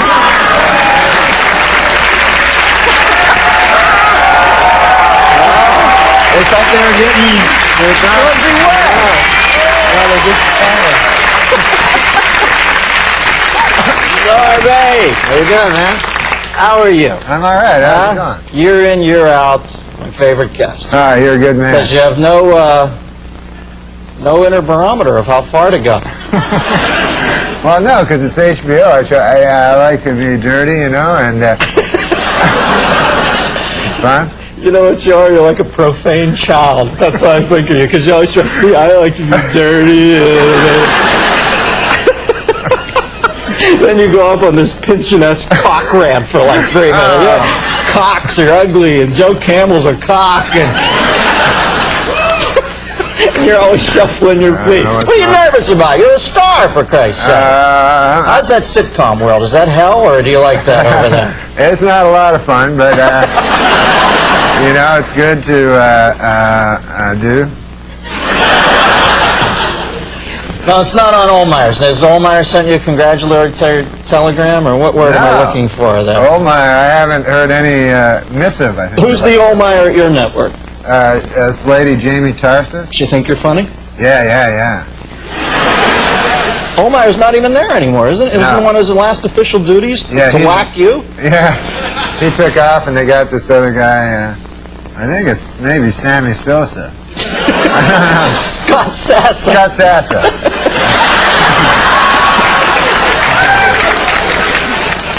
All right, now I want to do a Rorschach thing. What flashes into your mind when I say bad taste? What do you find bad taste? Well, there was this performance art guy, I remember in New York, that his whole big thing was he'd take a picture of our Lord and Savior Jesus Christ of Nazareth, and then... Oh, that Jesus Christ. Yeah. And then his whole act is he'd piss on it with his cock. Wow, you know, at least he showed respect. He could have pissed with his, what, arm? You're right. So I thought that was really and horribly bad. That's over taste. the line, as far as... because Jesus Christ, you know, he died for the guy's sin, and then the guy pisses on his picture. And it was a picture of Jesus dying for his sins. Like he was on the cross going, oh, I'm dying for the guy's sins. And then this guy's like pissing all over it. But, you know, when Judgment Day comes, he's going to have to face Jesus Christ of Almighty of Nazareth, you know. And Jesus is going to say, hey, asshole, what's with the peeing on my picture? Yeah. That negates every other good thing he ever did, you know. Yeah. He's like, you don't piss on my picture. No. You don't want to come up to the gates of heaven, God's leaning there with a nunchuck strapped around his neck, you know. How do you go, I'll have some performance art for you while the fucking devil shoves some coal up your ass.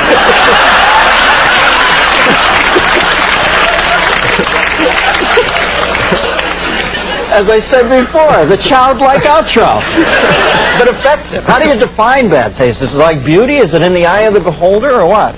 Yeah, it kind of is. You know, it depends on what people... Some people, like, get all upset over certain words, like they think that like girls all the time, man. When I'm talking to them, like if I go, hey, how about you and I, like fuck, you know, and then the girl always goes like, I don't fuck, I make love. I make love, and I go, I don't care, whatever you want to call it, as long as my dirty cock's involved, you know, I don't care. I'm not gonna get in a semantic argument. You know, you can call it making a grilled cheese sandwich as long as there's a lot of me doing that kind of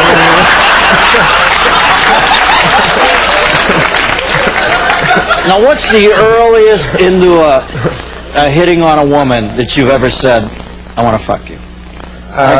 You give it a couple minutes, right? I try to get into it pretty quick. You know? So that trump card's down. No, if you're in the game. I don't, because I don't ever ask them would you like to have dinner? I don't really like having dinner with them. Or having a drink with them or anything like that. No. You know, so that's your sort of exchange with women is yeah, I say, hey, how about you and me fuck? And then they go, no. And then they go, how about we have dinner? And I go, I don't like dinner, you don't like fucking.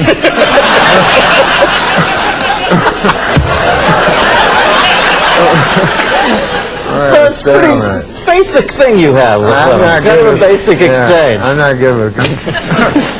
Now, Norm, have you ever done anything in your long and storied career that you consider specifically to be in bad taste as you look back on it? Maybe at the time you thought it was a good play, but you look back on it and you think that was in bad taste. Well, sometimes, like in stand-up, I'll do jokes that like one time I was doing this thing in San Francisco, and they were all gay people in the audience. They told me, so I figured I'd do San Francisco? Yeah. No. So I figured I'd do stuff about gay people so that they could relate to it. Yeah, it's warm up. They love that. And so I was talking about, because I went to this gay pride parade, and I saw in it there were these old men and old ladies like with these signs that said, "We are proud of our gay son." You know, and so I was saying that's an odd thing to be proud of, you know, because it's not an achievement, you know, it's not like something you work all your life to be gay or anything like that. And I just wondered, I had a hard time believing that these 50, 60-year-old men are actually bragging, you know, at work like they're, hey, Bill, you know, my kid, oh my God, we're proud of him, Johnny. He graduated from Harvard, you know. First in his class, you know what I mean? And now he's articling over at a law firm, and oh yeah, he loves cock. You know? This kid, he can't get enough cock in his mouth, his ass. This kid's always cock. I got a picture of the boy here sucking another man's cock. I want to show it to you. What do you do with your son? I play with him. You do. How old is he now? this young man? He's 15 years old. 15 years You're still old. playing with him. Right. You know, it's a funny thing. Yeah. When he was a very young boy, you know, when he was like 3, 4, or something like that, I would play games with him. You know, like we'd play basketball or something. Sure. And I'd let him win. Right. You know, and now he can beat me at everything.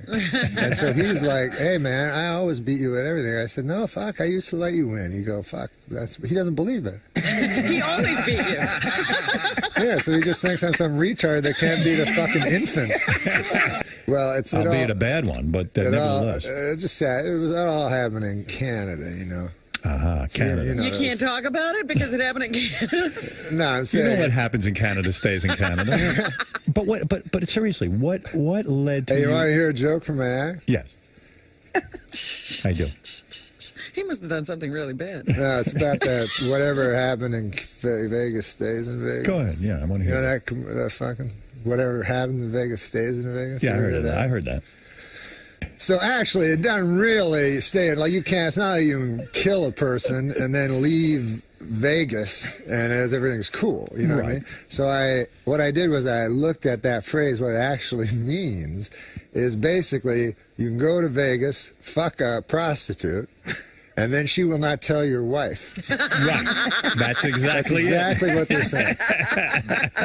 You're saying not like those gossipy small town whores. You're saying back to where you come from. I'm saying back at home, they're blabbermouths. You're saying, in other words, they're sitting in the beauty parlor going, "Oh, you're married to Hank Johnson?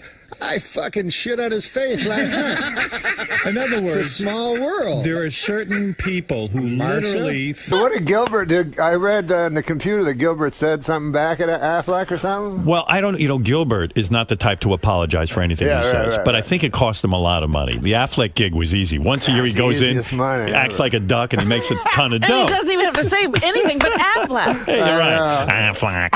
So, he didn't know Affleck, I guess, has 75% of their business in Japan. And they got a bit offended by what was going on. So I did an audition for it. Did you really? Did you? It seems like everyone is being auditioned Now, for the what Affleck did you do? Did you try to sound like Gilbert, or did you try to change the duck? They said I've only been on like 5 auditions in my life, and everyone's been a fucking nightmare. You don't strike me as an auditioning kind of guy. I'm the worst fucking ever. So I go in, and then the woman goes I just thought I'd have to say Affleck once. Right, that's easy. So she goes, listen. I want you to create a story. Like, that's what I want you to do. Like, you just think of the duck, be quizzical and funny, and then sarcastic, and then serious, and then sexy. And she goes, just create a story. Have fun. They all say, fucking have fun with it. No, this is my work. There's no fun here. So then, like, 3 seconds in, I'm like, I want to get the fuck out of here. I ain't gonna be the fucking duck. So she left, and then there's just me and a guy with a hat. So I said, listen, man, I'll just say Affleck and get the fuck out of here, because I only got so many fucking moments in my life. Right, you got a life to live. Yeah. So have you ever been in that situation? You've never have been, because you have complete freedom. But it's me, a guy with a hat. He's telling me how to say Affleck. I'm saying Affleck. I'm going, I don't have that many years left. It dawned on you that this is actual. This is time. Like if a doctor told you had 3 weeks to live, you'd say, God, I'm spending too much time here. Yeah, exactly. So you go to psychiatrist? Yeah. Do you go to psychiatrist? I went for 4 times. I could see you'd be difficult. I started making up shit. Right. And it was like routines. Did you feel not routines, but I'd exaggerate things, and then I go, well, no, it wasn't that bad. So it was hard for you to take yourself seriously in therapy. The first time I went was here in New York, man. I went to a fucking apartment. It was in an apartment. Is this during Saturday Night Live years? Yeah. Okay. And I was fucking addicted to gambling and shit, so that's why I went. But anyways, I go to this. You're not addicted anymore to that? You went and got cured? I got cured. Yeah, look at him. He's cured. He's only gambling $100,000 a hand now. So the lady. So it's a lady. It was a lady. Yeah. A lady psychiatrist. Yes. Attractive? No. Thank God. Man. It was You're like such a seductress. I could see you. Like the things at the bottom of the fish tank? Yeah. Like that. The sucking fish? Yeah, she looked like that. But she was a nice lady. Like a flounder. And smart from the universities and shit, right? Right. Did someone recommend you? Someone from Lorne Michaels say this Somebody said go to this lady. So I go in, right? And I never been to no psychiatrist. So she starts asking me questions. And I'm making little jokes and shit, right? Everything she's asking. So she says, enough with the fucking jokes. What's that shit, right? Don't do jokes. Right, take it seriously. You're talking about your father and stuff, and you're making jokes. Right. Like, say really what it is. So I go, I never did that in my life, right? So I'm like, all right. So fucking then I'm talking. So then cut to fucking 25 minutes later, tears streaming down my eyes. I'm fucking like a fucking little fag baby, right? I don't know if babies are fags. I don't know, but I'm crying and shit, right? And then she's like, okay, time's up, beat it. Yeah. So I'm like, whoa. I go, no, please. I go, I'll pay you more. Just I have to stay here, right? And she's like, there's another lady, get out, So I'm like, ah. So then I walk out in the cold New York, with the hot dog vendors. They don't give a fuck about you. Yeah. Tears. And I go through Central Park shaking. And here's a story about Rodney, man. He was fucking guy. Kept doing coke and shit, even when you get scared at some point. You stop doing drugs. Yeah. Right. Most humans. Not him. This fucker, 80, whatever he was, doing all kinds of shit. Saga told me the story, right? So he's in the hospital, and he's got a fucking brain tumor that's going to cause a heart attack. All this crazy shit, right? Right. So everybody's worried about him. Just leaves the hospital 2 days later, right? Walks out on his own. Yeah, so he's in the comedy store with 2 hookers, and he's waiting for Ron Jeremy to show up. Oh my goodness! So this is 2 days later. Yeah. So Saget told me he walked in, he was like completely shocked. He said, "Rodney, how you doing, man? Well, what's going on?" He goes, "How are you doing?" And Rodney goes, "How am I doing? He goes, I'm sitting here with 2 whores waiting for a guy who can suck his own dick. How you doing? Still very quick. Yeah. He was a genuine character. I know guys who went into meetings with him about a movie. Yeah. He'd show up late in a bathrobe with his balls hanging out. Yeah. And like legendary stories of it. You talk about not giving a fuck. You worship that. You want to be that guy who doesn't give a fuck, right? I met Rodney, man, when I was fucking. I made the worst mistake ever, which I was in the fucking hotel, and I loved Rodney and shit. I didn't know him. And I was coming down in the casino. I was coming down the fucking elevator, and Rodney was in the elevator. I'm like, oh my God, it's Rodney. I gotta say something to him. So anyways, I'd worked on some stupid fucking thing with this director who said he worked with Rodney. Yeah. So I used that as a thing, right? So I go, hey, Rodney. I go, we have a common friend. He goes, who's that? I go, Paul Johnson. He goes, that cocksucker. He goes, that fucker's no friend. And there's a full elevator. That fucker's no friend of mine. You tell him he can suck my dick. I'm like, oh, I'm not his friend. I'm not his friend. And you hear these stories that Rodney was sort of a bitter guy because he made it late in life and all that. But yet he was a sweet guy because he helped everybody. I mean, he did something for me that I'll never forget. Like I appeared on the Tonight Show with Jay Leno back when I would work with that scumbag. Yeah. I'm just fucking. He's a great guy. Anyway, I went on the Tonight Show and Rodney called me at my house. Now I didn't know Rodney. He just says, "Hey, Howard, I just want to tell you, when I used to do shows, no one ever called me. No one ever said I did good. I knew what you were doing up there. You were great. You were doing a great job." Cool. And I was like, wow, Rodney Dangerous. I mean, because he's the guy. If he thinks you did okay, I must have done okay. Yeah. So what a tremendous, nice thing to do for somebody. Unbelievable. Well, I met him on Saturday Night Live because he came and did, when I did Update, he came and did some jokes on his 75th birthday. So we have to do dress first at 8:30 and then at 11:30 the show, Right. So he comes and he's like, hey, Norm, I got to fucking talk to you, So I go in and I'm like, Mr. Dangerfield, it's great to meet you. That's the first time I ever met him. He goes, listen, man. He goes, what the fuck, man? Why am I doing it at 8:30? I know my fucking jokes. I'll just come back at 11:30. I go, I don't know how it works, Rodney. You got to do it. He goes, God damn. He goes, let me tell you something, kid. This was his advice to me. Kid. He goes, let me tell you something, kid. He goes, this fucking TV shit, He goes, this waiting around all the fucking time. It's a bunch of all shit. It's shit. He goes, it's the same with fucking movies, You're in the movie, and then you're in the fucking trailer all the time. That's all you're doing is fucking jerking off in the trailer, He goes, it's all shit, kid. He goes, remember this and remember it. Remember it forever. Stand up, man. That's all there is. Stand up. And he meant it. Then there's a fucking 5-minute pause. He's looking me right in the eyes. He goes, stand up, shit. He forgot. It's all shit. Okay, well, a negative guy. Yeah. I'll tell you the time I went to fucking, this guy Milos Forman. Yeah, he's a big director. So he saw me on Saturday Night Live, so he got the idea I was smart. I always thought that. Everybody always thought that. Because I'm reading the news and shit like that. So it's come to we go out, we'll eat at Nobu and some shit, right? And so I go with him. So it's me, him, and 2 guys from 2 foreigners. Right. And so these guys know everything, And so they're like, what about the situation in the Balkans or something like that? Yeah, you're the newsman. So I'm just sitting there like a retard. They know everything, right? Right. They're concerned. Yeah. Right.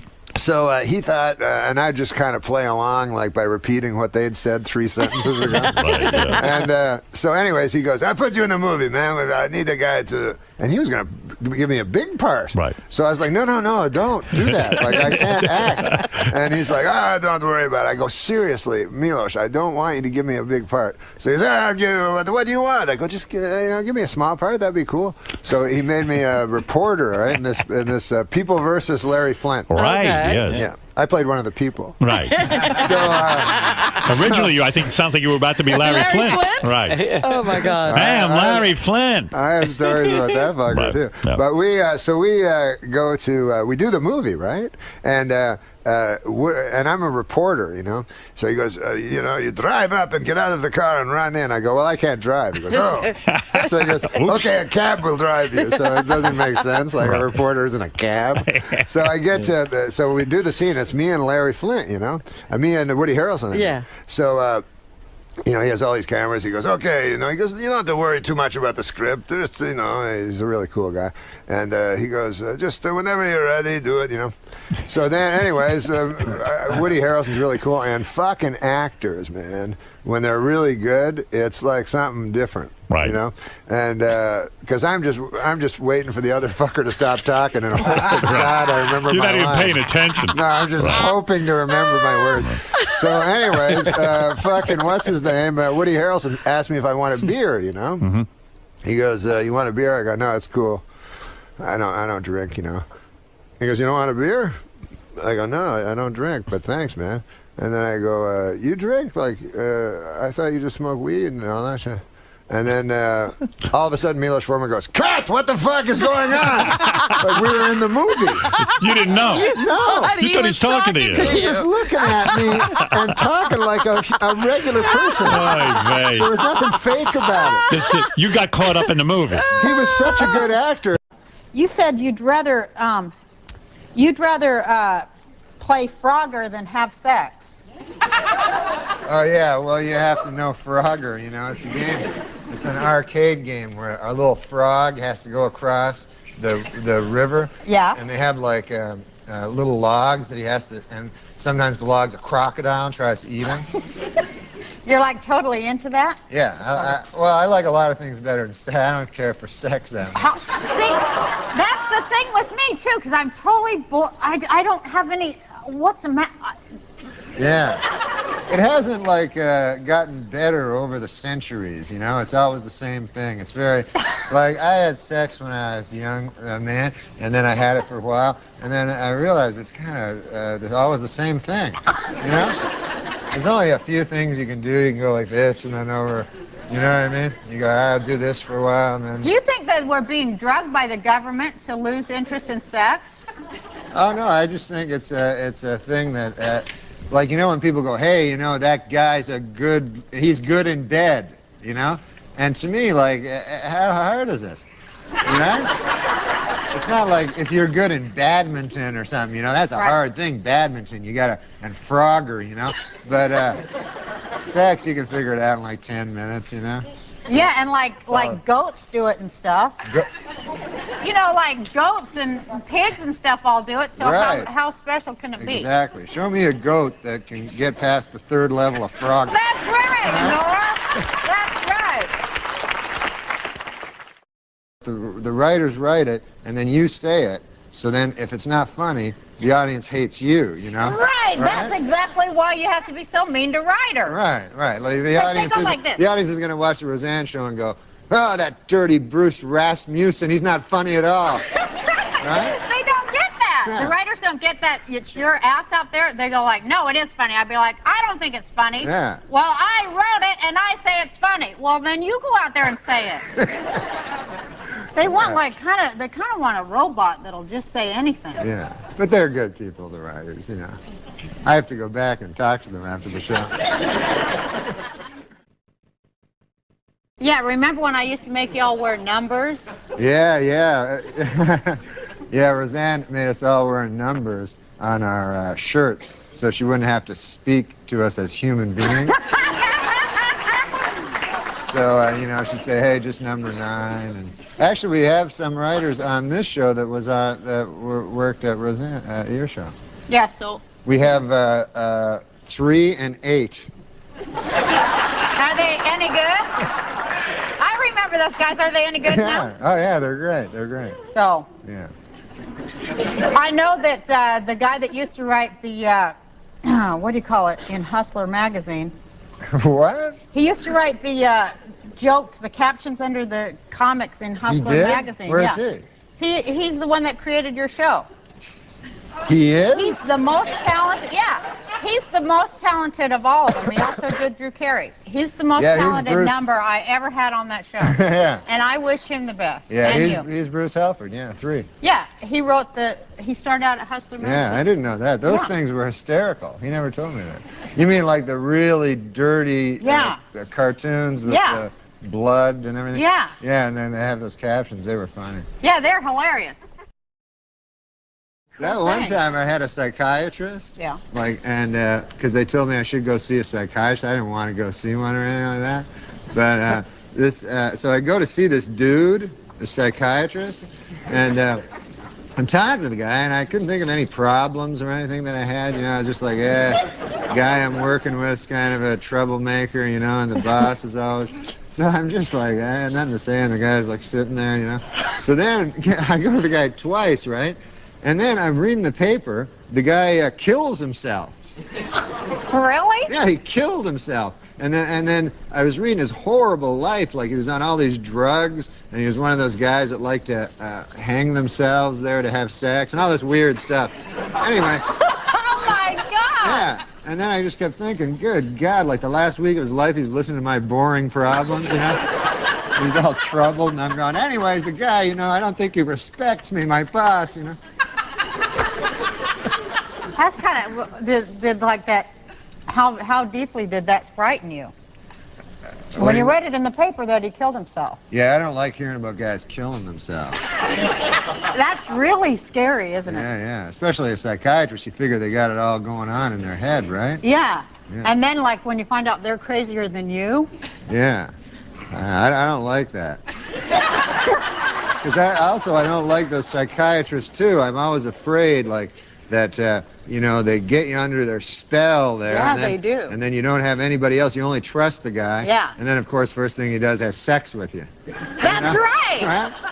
Yeah, the first, it's like a cult. It's a horrifying cult, I think. Same with hypnotists. Like, I always think if a hypnotist is going to hypnotize you, yeah, he should say right before, I promise I will not have sex with you, you know, while you're under. Because, you know, I want to give up smoking, but at the same time.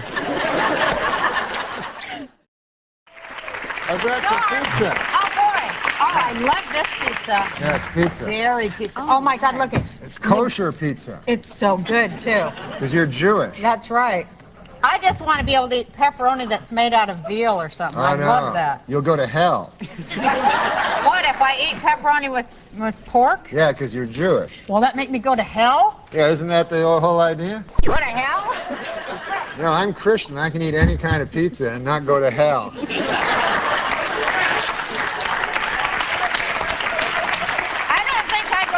For eating it either. Oh, you don't? No, I don't go to hell. Well, they don't specifically mention pizza in the Old Testament, but it's But they do mention pepperoni. Yeah.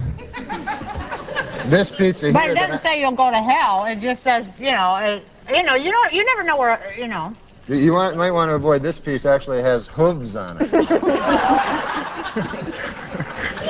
You want to eat that?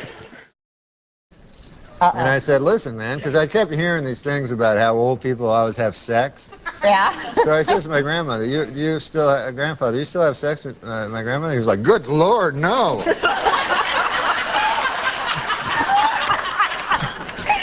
And then he was explaining it to me. He was like, because in his own head, he thinks he's like a young dude. Yeah. You know? And so he says, like, when you get old, it's not like all of a sudden your taste change where you go, hey, that wrinkly old lady looks good. He told you that? Yeah. Wow. He said that people still look good when they're in their 20s to, like, real old guys? Yeah. Because he said whenever he looked in the mirror, he was always shocked because he thought he was like a doughboy back in the First World War. You know? He thought he was a handsome dude. And even if he did know he was ugly, he still was not attracted to the old bags. Norm MacDonald is on the Adam Carolla Show. Great to see you, Norm. Hey, Adam. Hey, Teresa. Hi, Norm. How you doing? Norm's going to be at the Bray Improv tomorrow. That is Thursday through Sunday. 2 shows on Friday and Saturday. Feels like a tall order for Norm MacDonald. Yeah, it's going to be fun, man. It's going to be a donkey ride to heaven. Sure will be. Hey, Norm, I don't know if you can remember this story, but somebody, I think, told it to me about you gambling, coming in late, and calling for a wake-up call that was probably just a few minutes after you went to bed. Do you remember that story? Yes. How did that story go? I remember laughing hysterically, but I don't remember all the details. It was back when I was drinking, and I was really drinking a lot. And I was gambling and everything, and then I went up to the room and I said, I phoned down to I'm trying to remember, I phoned back down to the front desk and I said, listen, give me a wake-up call for 6 o'clock. And I was like, oh, it's 5 to 6. And I said, I better let you go. You'll be dialing soon. Norm, it's like Ty Pennington got to your head and made you over. The last time I saw you, you had a gray beard. Oh, yeah. You Why really... did you say I was sober? I don't drink. Wow. You don't drink? I don't drink and I don't do drugs, but it's an odd Really? thing. Yeah, I don't do anything. Hold on,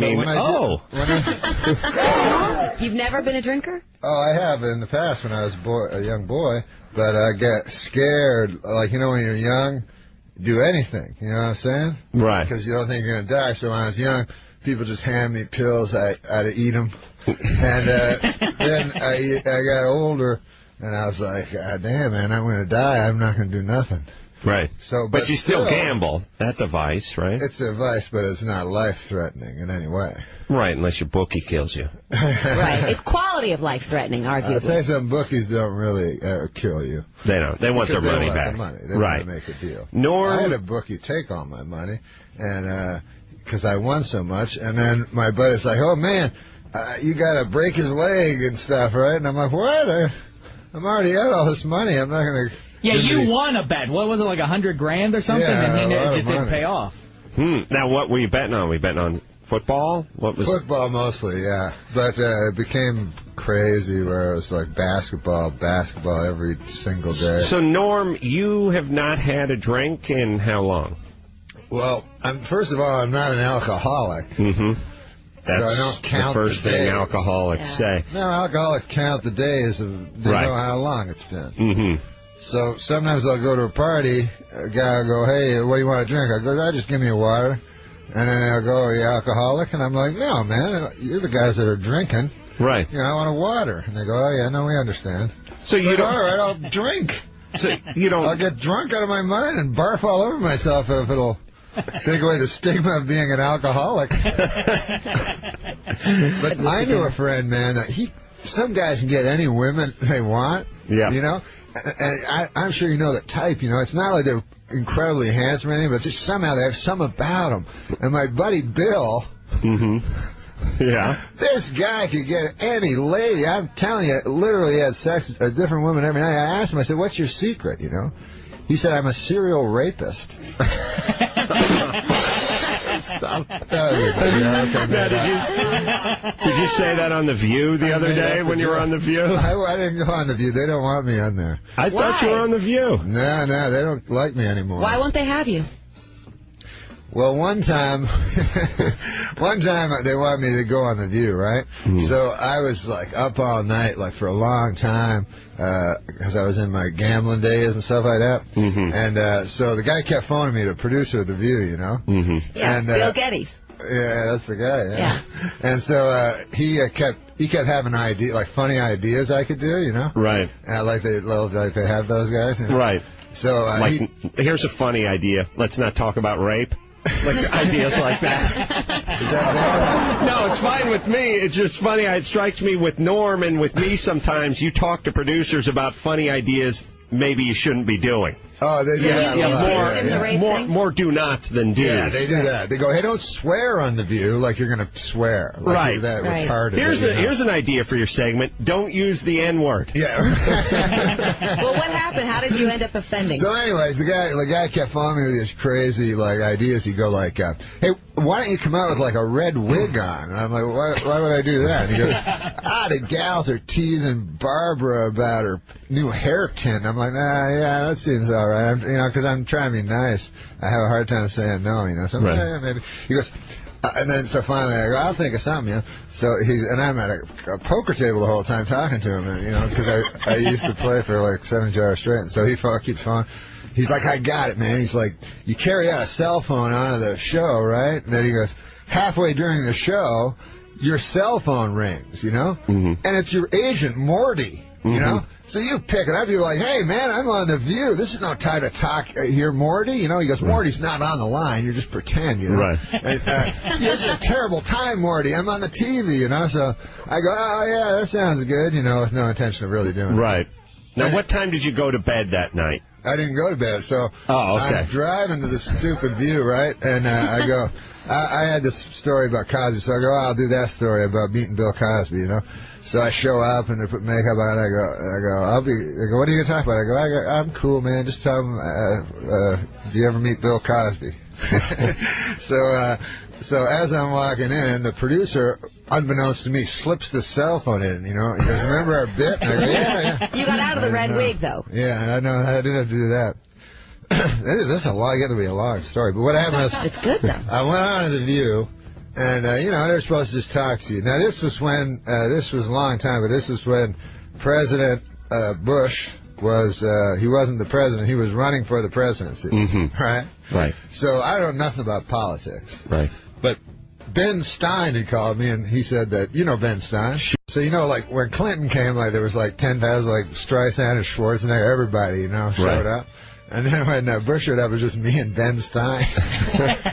He used to be a speechwriter for Nixon. Yeah, that is a very sobering homecoming for Bush. Just Norm MacDonald and Ben Stein at the airport. Good God.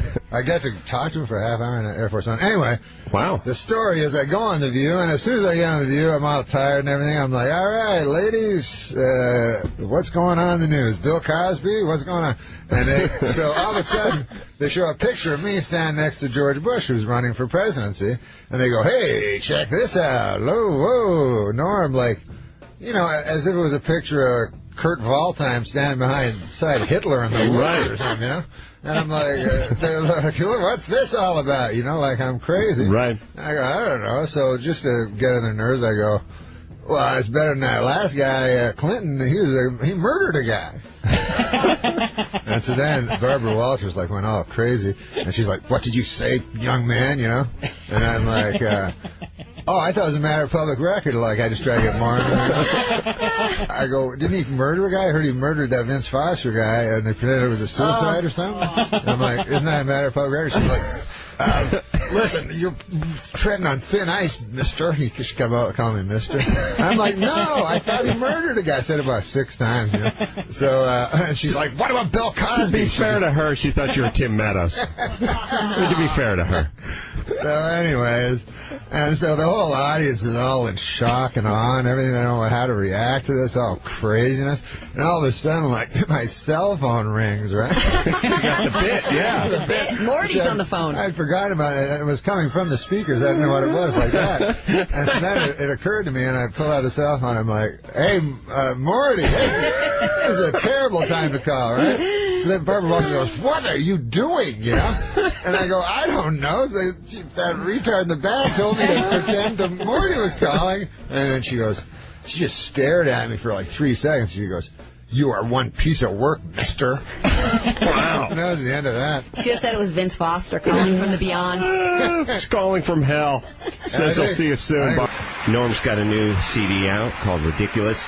Norm, when we left off, we were talking about Bill Cosby and you never getting to tell your Bill Cosby story on The View, but you can certainly tell it here. Oh, Bill Cosby? Well, I opened for Bill Cosby, and I was really excited, you know, because I'm a comedian, and he was like the first comedian I ever heard and everything, and I still love him, you know.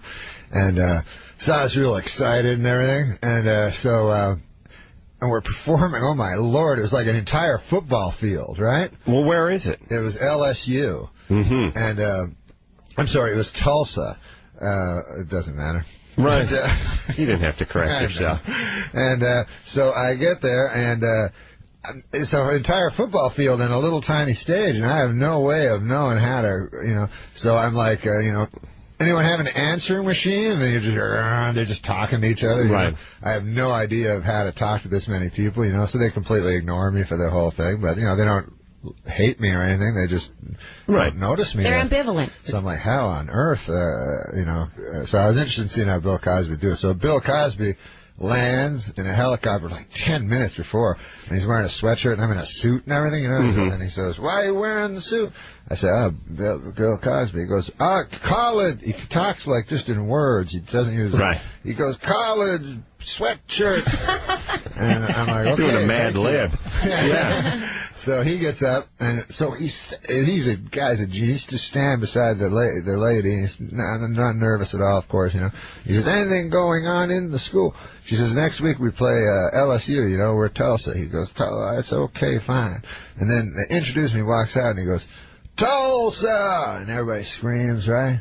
And then he goes, LSU! And everybody boos. And then he goes, Tulsa! And everybody screams louder. And he goes, LSU! Exactly. So he says it about 5 times, every time slower. And now they're going up and down like they're in a lather, you know? Right. And then he goes, next week I will be performing LSU, and I'll be doing that bit backwards. They all laugh. It's amazing. But anyways, afterwards, so I talked to him, and I go, oh, man, you're the best. You know, I listened to you as a kid and everything, and my dad, like, was racist.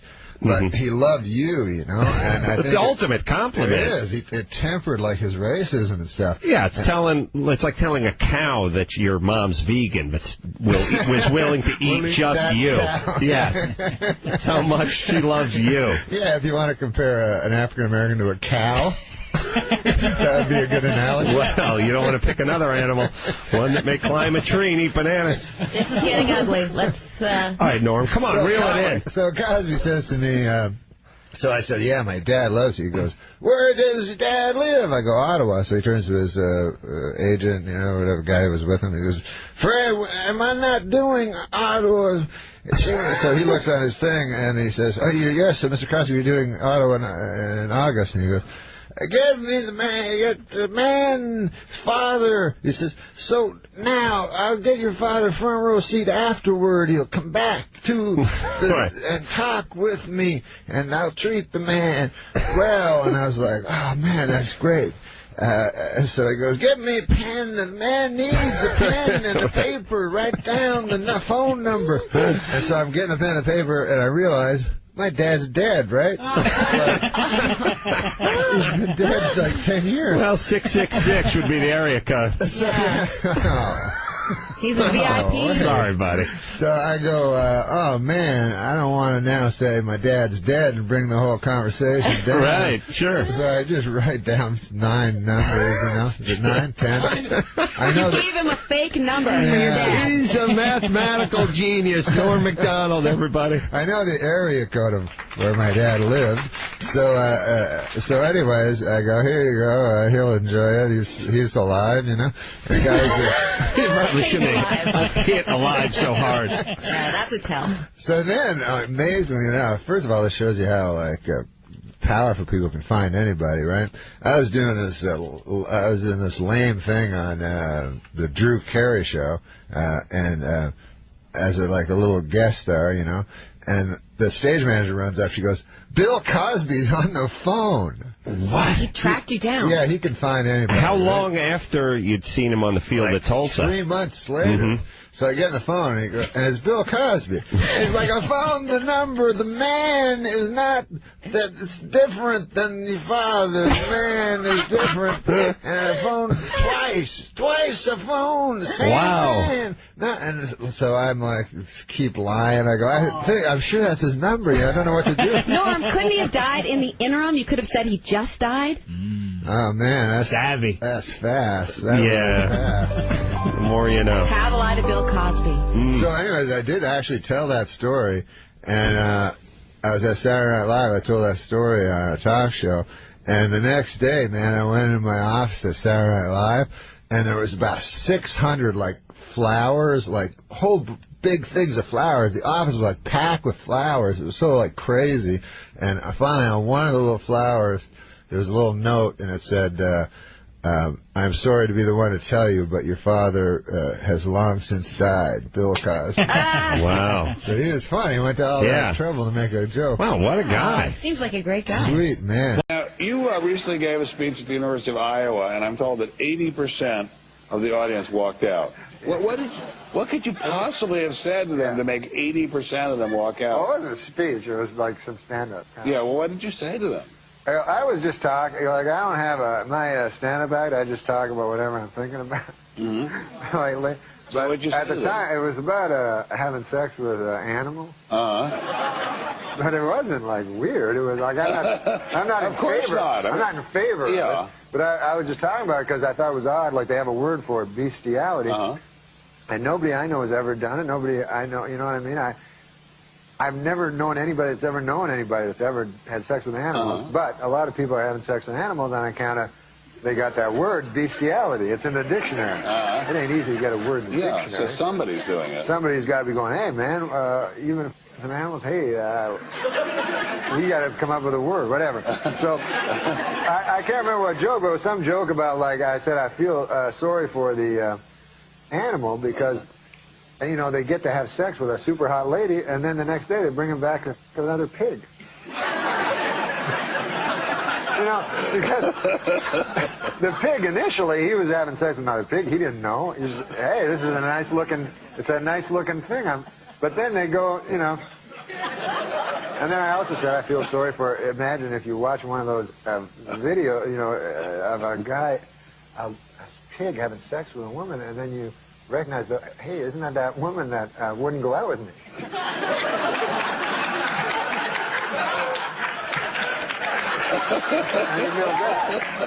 It's just harmless joke. Now, you have children, right, by your previous marriage? I have a boy. I have a little boy. How old is he? He's 8 years old. Now, would you like him to go into stand-up? Stand-up comedy? Yeah. It's a good job, isn't it? It's not. It's kind of tough on 8-year-olds. Yeah, well, maybe when he got older. Maybe when he gets older, you know. Would you, if you went to see him talk and he told you that joke started telling you a joke about the pig, would you be offended, or would you say, son, that's a great joke, I'm so proud I told you that joke? I would laugh at that joke because it's not, as long as a joke doesn't promote a bad thing. You know, you can comment. So this sort of you can comment on a bad thing. You can do a joke about cigarettes. It doesn't mean you want people to smoke. You're actually discouraging women from having sex with pigs, right? Exactly. I am against it. I am solidly against it. Okay, well, on that note, thank you, Norm MacDonald, for being... I like some pornography, you know. Sometimes I just get so repelled by it, you know. Oh, you ever have those friends of yours go, hey, man, I got a video of a guy fucking a pig. You're like, I don't care. I don't know. Yeah, it's on my computer. I'm a computer expert. Yeah, I'm right into the computer. I got snakes coming out of ladies' asses. All kinds. I can show it to you. Come on in mine. I'm like, no, that's all right. I don't want to see it. Some guy fucking a pig, man. I didn't even think that was real. You know, that's bestiality, right? That's what they call it. Bestiality. That's a real thing, man. I never heard of a dude doing that. Like, nobody. I know a lot of people, man. None of them, to my knowledge, have ever fucked an animal. You know what I mean? I never even heard a guy knew a guy. You know what I mean? But I know that people fuck animals on account of they got that word, bestiality. You know what I mean? That's not easy, getting a fucking word. You know what I mean? It's hard getting a word going. They had to have calls at the goddamn dictionary office going, hey man, what the fuck am I supposed to say when I fuck my animal? I got no word for that. You guys got to put a word there in the dictionary. I got some lobby going there because people are fucking animals. I don't understand. I feel sorry for the animal because that's not consenting. And, you know, also, man, can you imagine if you're a pig, you know, and you're having sex with a beautiful lady, right? And then afterwards, you got to go home and fuck a pig, right? Before you didn't know. You were like, hey, this pig's all right? You don't know it's a dirty pig. Then you're having sex with a beautiful lady, and then they're like, yeah, go fuck pigs again. You're like, you dirty bastard. You burned me.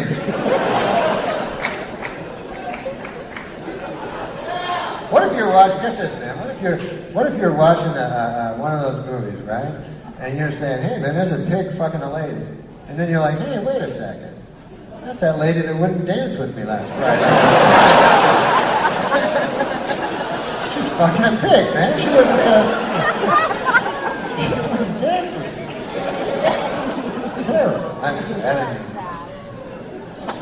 Just dirty for no reason. But that computer stuff, that is just all filth, you know?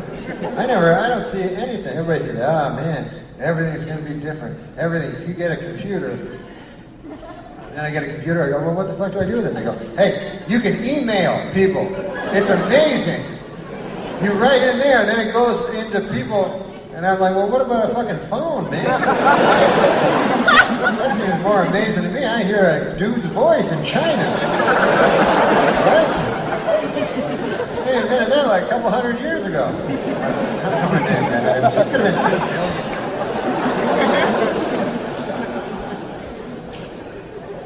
Oh, Lord love it, Jack. But you know, no matter what your sexual proclivity, is that a word, proclivity? I know it's a word, but I don't know what it means.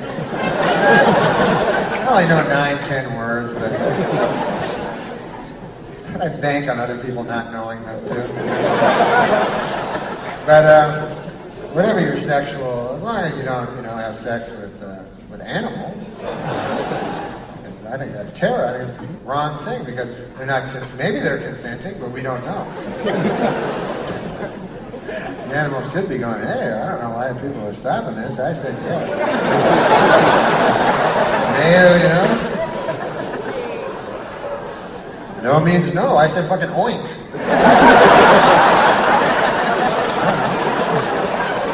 That's what I say when I want to get fucked. Oink. But since there's no way of telling if they're consenting. I'm like that Harvard professor, Art Miller, talking about law. But anyway, the point is this. The whole point is this. I don't know what that means. I just get one of those flashbacks.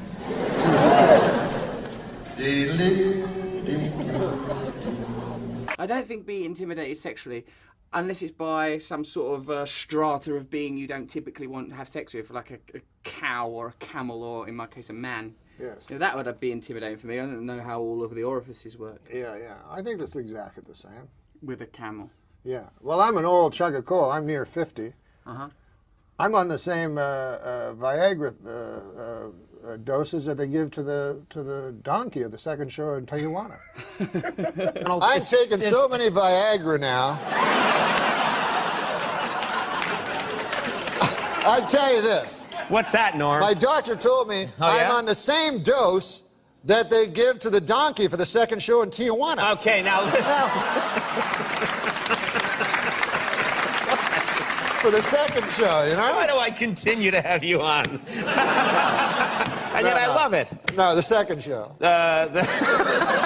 Why are they prescribing it in such a responsible way? It's that terrible, detrimental act of bestiality. Don't give that donkey too much Viagra. We're not monsters. Right, now go and fuck that human being for the entertainment of the children of God.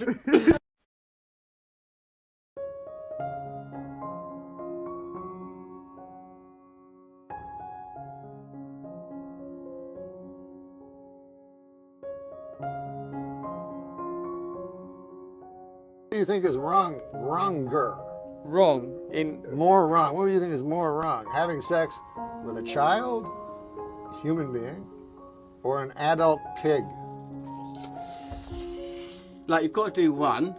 That's the You got to options. do one, yeah. You're on a deserted island. It's not me, it's some hypothetical You're person. on a deserted Russell island Brand with a single elevated. tree. It's You're not me, it's this person called Doug. Yeah. I won't have sex with a child because I think the pig may not be as bothered as a child. I think it could have huge psychological impact on the child. So out of compassion, I would advise Doug to do it with the pig and to leave the child alone because of the potential psychological impact. Even though the child's on a bloody island anyway, that's going to mess him up, all that Robinson Crusoe crap. And the farm, watching animals doing it in rural Canada. A moose being ransacked against some timber. Sow. A sow. Sow. They, listen. We were pig farmers. They're not gracious creatures when it comes to conjugal matters. I've recently had an Worst interaction. oral sex you could imagine. Horrible gums, sort of yellowing molars. I would never engage in sex with anything porcine. Well, if you're not homophobic, why not whack off your friend that's a gay guy? Like, what's stopping you? Or blowing him? Well, or letting him fuck you in the ass? What's stopping you? You're not getting anything out of it, but he's having a hell of a time. Come on, it would be like that. It is kind of gross, you know, if you're not into it, because it's like why not jerk your dog off? You know, your dog probably likes it, but that's because it's gross. Yeah, he's a weird one, man. How many people, though, seriously? Wait, no, I agree with you, it's gross, but do you think that happens a lot? Like lonely people and their dogs? Jerking off their dogs? Oh, yeah. Every time I see a woman walking down the street with a real big dog, I'm like, oh, they're going out. Women? No, they get their dogs to either go down on them. You know, Judd Apatow recently, and I'm apologizing to him. Oh, but his dog is No. sexy. Clip we found on the internet where some 17-year-olds, I think, spotted you on a plane. Norm MacDonald, our hero, and they send you a note on a barf bag. Here's the flight attendant supposedly giving you the note. Have you ever seen this? Have you seen this? No. Does this seem to be you? That's me. What? Where's this? What? This was on a plane. 1 hour later. That's bizarre. And then these kids were told it's probably not a good idea in this day and age on an airplane to send notes on barf bags. Oh, I remember this, Brian. Where's Brian? I remember somebody. I remember this. Yeah, because they sent me someone came to me, a stewardess, and said, "Do you know this person? And what's this note mean?" Because I know they had sent a note because I played Death on Family Guy. Yeah, that's what it was. Yeah, and they sent me a note saying, "Hey, it's good to have death on the plane or something." Oh. Oh no! Not the thing you want to write. Yeah. And then they got in trouble. So yeah, that must be what that is. Yeah, I went on the airplane, you know, and I'm getting recognized now, you know. That's great. Not as much as a real famous guy, but like halfway between like a real famous guy and a guy that's not famous at all. Yeah, that would make sense. Sure. So, like when I was flying in, a weird thing happened. Like I sat down on the plane. You know how they get you to sit beside a stranger, another guy. You know. Right. So I'm sitting beside this guy, and the guy goes, "Hey man, I really like you on the show on Saturday Night Live, Bob." He calls me Bob. And so I go, "Hey, thanks a lot," you know. And he goes, "Yeah, I like when you do Dole, you know, Bob, you know." And I go, "Thanks, you know." And I figure, what the hell, Bob? That's a name like any other. You know? Good name, funny. Yeah, it's all right. So I go, I'll just go along with the guy. So he keeps calling me Bob and everything. And then this other character, later on in the flight, about 2 hours into the flight, he comes out of the bathroom, you know? He was in the bathroom. Yeah, right. So he comes out, and he's walking down. Suddenly he sees me, you know, he recognizes me. And he goes, "Hey," he goes, "you're that guy from Saturday Night Live, right?" And I go, yeah. And he goes, "What's your name? What's your name?" And I go, "It's Bob. My name is Bob." Right? So then the guy goes, yeah, Bob. He goes, "Bob what? What's your last name?" So then I was going to say McDonald, Bob McDonald. Then I thought maybe it'll like trigger something in the guy's mind, you know, and he'll remember my actual name. Right. Maybe by saying Bob McDonald, he'll go, "No, it's Norm MacDonald." Right? Yeah, well, sure. Then the other guy will go, "What? What? I thought you were Bob." Right? So I'm thinking quick, you know, this is all going on in my head quick. Snap, yeah. So I immediately realized I can't say McDonald, so I'm trying to think of another name. I have to say, you can't wait like 5 minutes, you know? Right. You can't ponder it, go, "What's my last name?" Wow. That's an interesting question. You have to immediately say something. So I said, "Bob Kendall." Like that?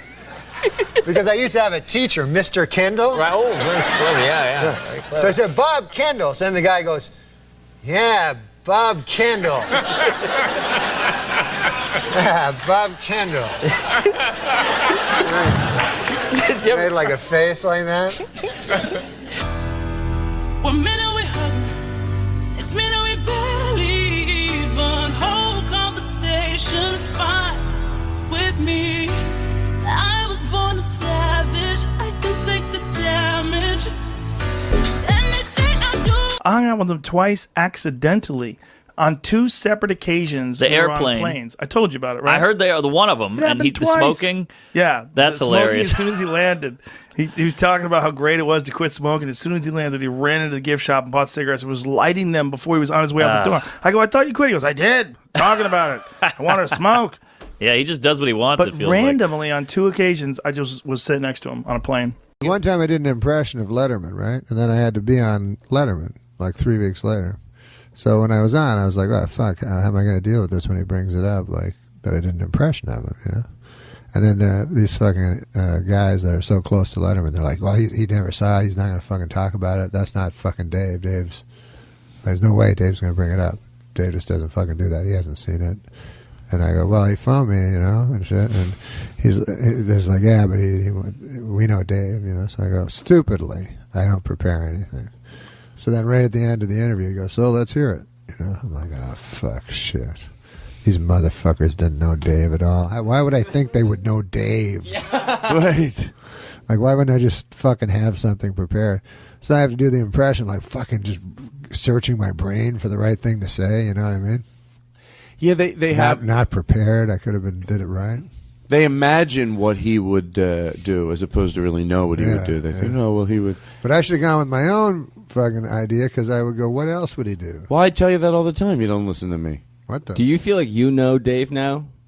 I mean, he loves you, right? I don't know him at all. I've never met him. He's invited me to dinners, but I never went. How come? Scared. Yeah, I get that. We were talking about it earlier. Like, I got invited by Carson for a private lunch with Carson. Tell me you didn't go? Didn't go. Because you know I used to do like a impression of Larry King doing News and Views from, he used to do News and Views, those little bulletin points in USA Today where you go like, if you see one movie, make it Mickey Blue Eyes, you know? So I did it like on SNL, you know, we did it with like, I just do crazy one-liners like, you know, yellow is a great color, but for my money, it's always going to be blue, or whatever. Just retarded stuff. But anyways, it turned out Carson when Carson would get USA Today and he'd go right to Larry King. This was before I did the impression, and he'd just phone his buddies up and he'd go, "Hey, listen to this retarded one." He said, like, for my money, you know, Ted Williams was A1, you know, and he'd say it to his friends, Carson, which was funny, you know, like phoning, and it's so funny that he would do that, you know. So anyways, then he wanted to have lunch with me, so I didn't, like a retard. What do you do? How do you make up an excuse that doesn't make them feel like you're blowing them off? Well, he knows I'm not blowing off Johnny Carson. It's not like Johnny Carson. No, they might think that. Me. Like, if I was that big and I invited someone to lunch and they didn't go, I have to admit, here's what I would think. I'd think, oh, really? Like, you know. Yeah, like I'm David Letterman. I'm that big, but my name's Todd Glass. I know this seems cocky, maybe, but I think hold on. I don't think so if I invited someone to my house, they was on the show, a young comedian, I invite him to the house. I'm really trying to think, and then I'm that big. I have to keep thinking I'm that big, and then they don't show. I might sarcastically, you know, some other friends will go, really, Bing Bang doesn't, Bing Bang doesn't show up. What's he doing? I didn't like not show up. I didn't have like a. Oh, it seems like I'm making. I didn't have a lunch date. No. I get it. Like, I think if Johnny called him personally and said, "You want to go to?" You'd go. Of course. But yeah. I think it was like in passing. Hey, Norm. No, I got my management phone. He said Johnny Carson wants to have lunch with you, and I thought I was all thrilled. And then I was like, "Holy fuck! What am I going to like? I'll be all alone with him talking, and I won't have any stories. I can't go like." Anyways, one time, Chris Kattan. He doesn't see the cue card. I have no stories at all to tell Johnny Carson, you know. So I go, fuck, this is going to be hard, like 2 hours just with Johnny Carson, like trying to interview him properly or whatever.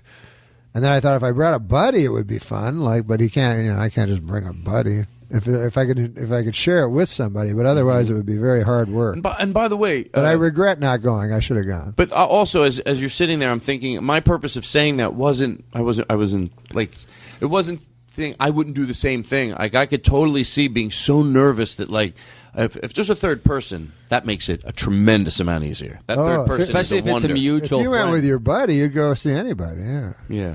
So, but I was for a second thinking, what what's here's odd the is reason that, I think that he's not calling you.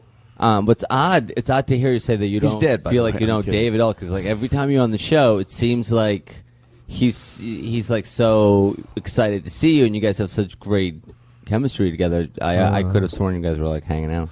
No, I don't know David. I don't know David Letterman. I like to see when you could tell, and I think it usually. And then we'll move on to something else, because I always say it's nice to get compliments, but if it makes you awkward to sit there and just receive them.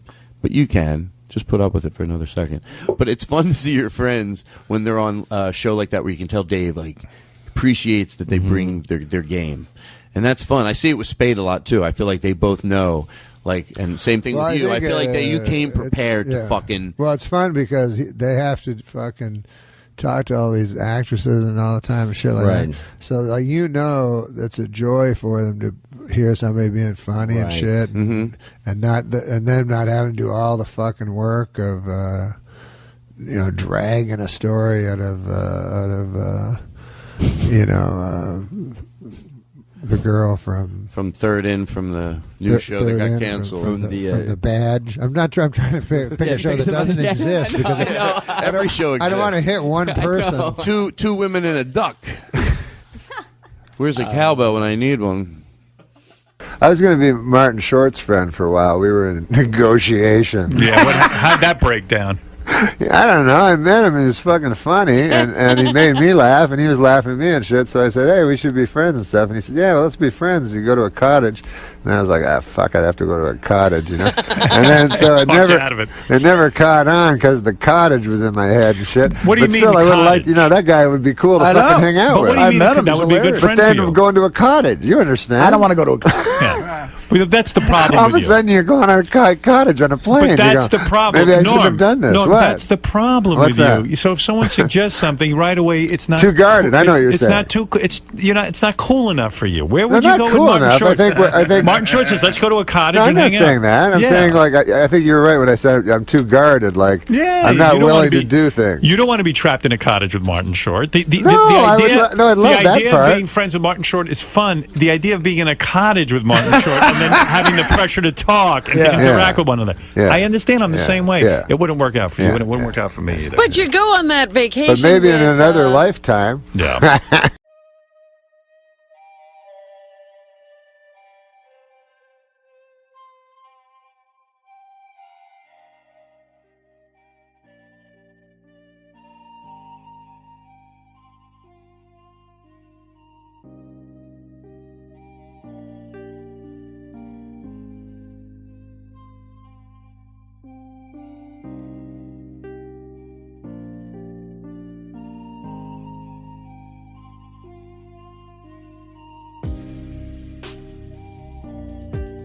Well, I guess the biggest thing that nobody knows about me is I'm a deeply closeted gay man. What? What's something people don't know about you? I'm a deeply closeted gay guy. No kidding. Well, I'm not coming out, though. I mean, that's, you're a gay man? I'm not gay. I said I'm deeply closeted. I'm as straight as an arrow. So you're a gay man who won't admit it? No. Do you know what deeply closeted means? Yeah. It means a man who will not acknowledge that he's gay. Yes. So I'm telling you, I'm not gay. Wait a minute. What are you revealing here today? I'm not revealing anything. I'm saying I'm deeply closeted. Well, that means you're gay. That means you're very, very gay, but you don't want to come out. You're so closeted. That I refuse to say I'm gay. Right. Exactly.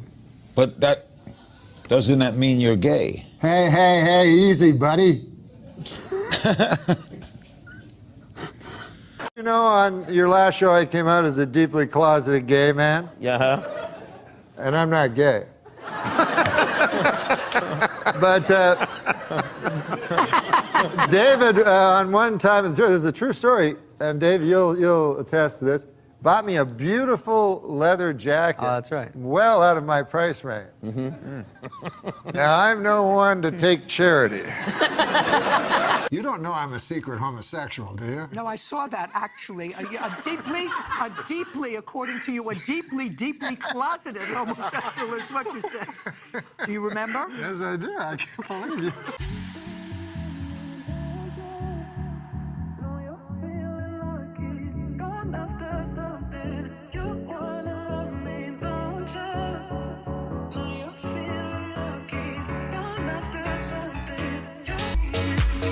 When you know your own name, you see it in popular culture used, and Norm is always like, I noticed this ever since I was a kid. When I was very young, there was a show called Peyton Place with Ryan O'Neal as a sexy brother. Norm is, deeply closeted man. My next guest has played Allison Parker, one of the many dysfunctional but gorgeous residents of Melrose Place. Please welcome Courtney Thorne-Smith.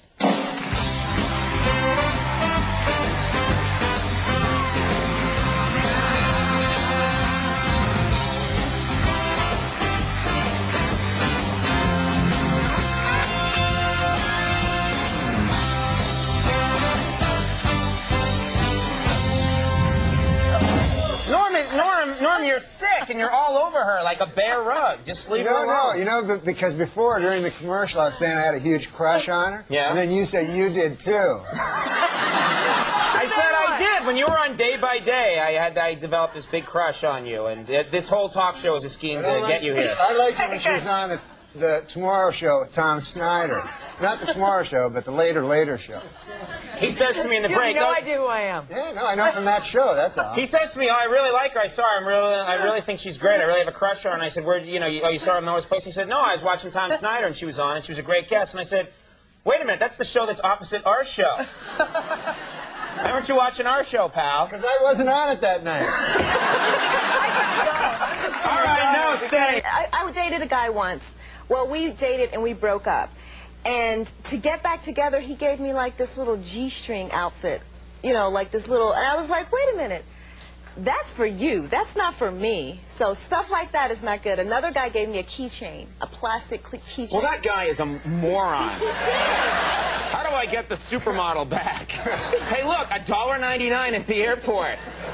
I heart New Jersey. He really gave you a keychain? He gave me a plastic. I was going to bring it out, but I couldn't get it off of my keys, so I left it backstage. But he gave me a keychain. Why didn't you bring out the G-string?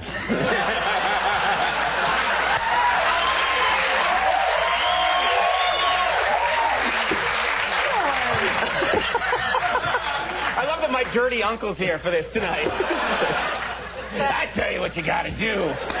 You gotta bring out that G-string. And I'm like, don't do that. That's not cool. Yeah, thank you. That's not cool. So this I grew up in Alabama. Multiple black eyes, landing on my butt a lot. It took a little while. Okay. Being crippled? No. I didn't. No. I should have warned you about him. I know. It's interesting what you say when you go, like, America's the greatest country in the world or something, because, like, imagine, like, you're just saying that and I can't even live there, because let's say you hear a guy who goes, hey, man, Kenya, that's the greatest country in the world. You better believe that. Hey.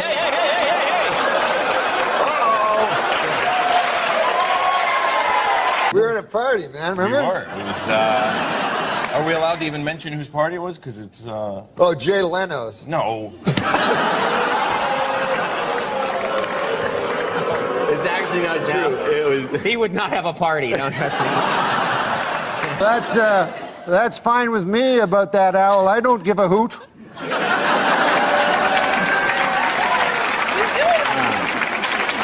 I will say Kiki does not need tricks, because I've never seen as breathtaking a girl in my life. And her smile is so genuine. It's unbelievable. Why are you doing this to me?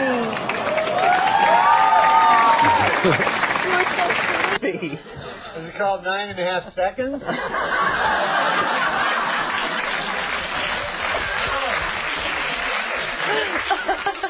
Like he's premature ejaculator. You know what happened? This is what happened.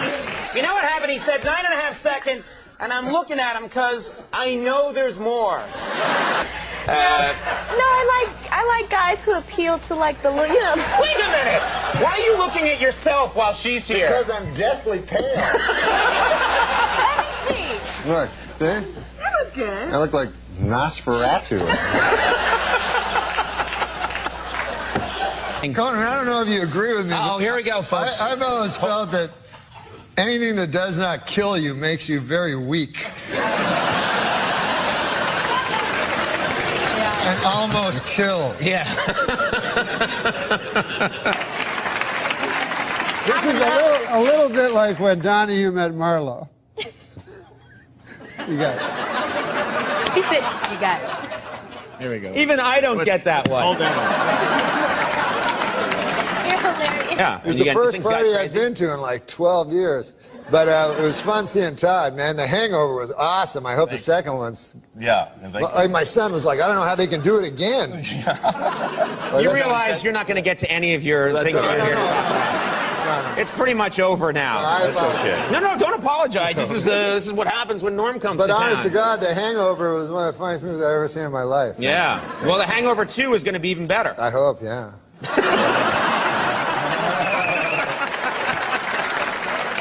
That's a windmill. It does not, in fact, pump water, but it's pretty. I think everybody can enjoy, again, sturdy steel structure. That's... You ever tilt at it?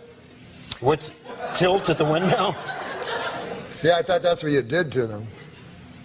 Wait, do you know Robert Duvall? I do.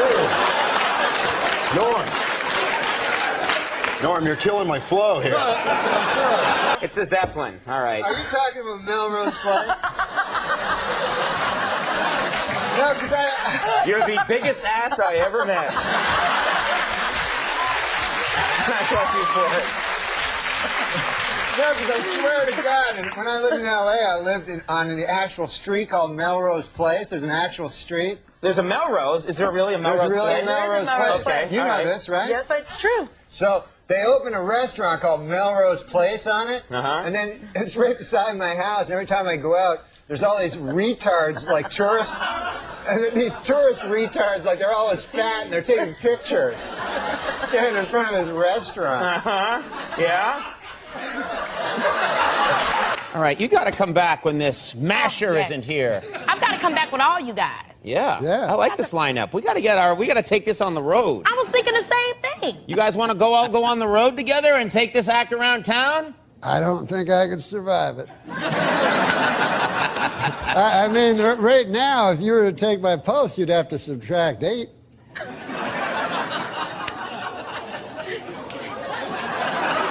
Yeah. Maybe if you want to come up with like where to grab it and then call it something, and I'll bring it out. Oh, what about a contest? Like? Now, here we go.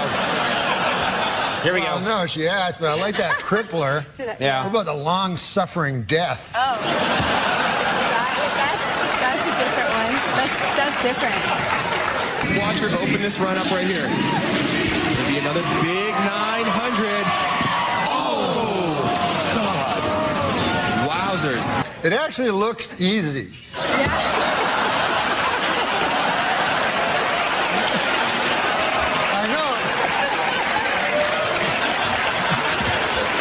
It's not. I don't mean to insult you in any way, because I know how difficult it is, but because it's snow, you're like, woo! Yeah, like I went to Vegas a couple weeks ago, and a funny thing happened there, Andy. Hi.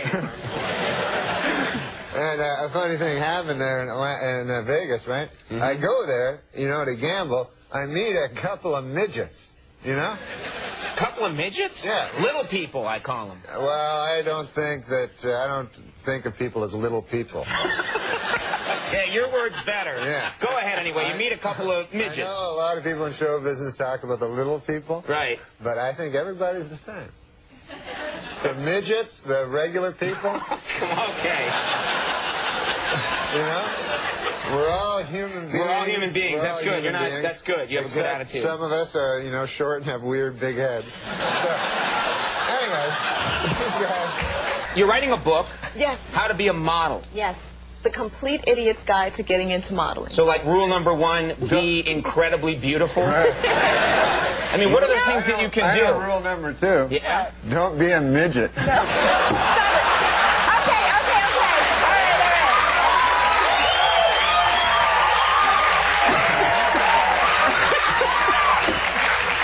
Okay. Hey, let me ask you this. Did you ever toss a prostitute off a bridge? What's the first one? It must be. A quick question. Good I'm sorry. God. I'm sorry. When I pick up the blue Why is it that in some sports, like beach volleyball or snowboarding, the women are breathtakingly beautiful, and you would think they would be big, big. You'd think they'd be big monsters of ladies. Why would you think that, though? Well, like softball. We can't be women in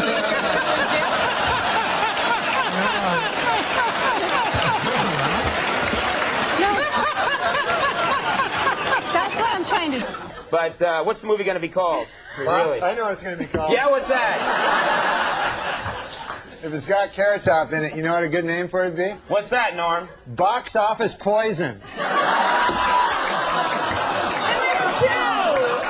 She's in it. What about my career? Courtney Thorne-Smith, the girl sitting to your left, is in the movie. I'm going to go see it for fun. How do you steer everybody else away? No, I love this girl. I would see any movie with this girl in it. She's a beautiful lady and a talented, nice talk show guest.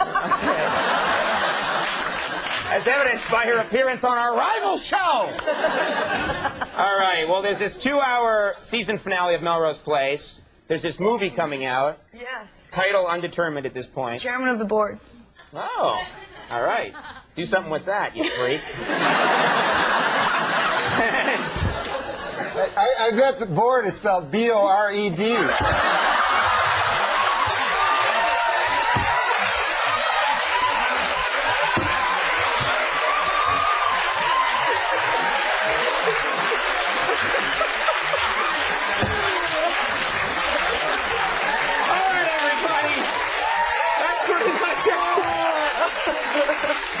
We're going to take a break now. We're going to have Collective Soul in a second.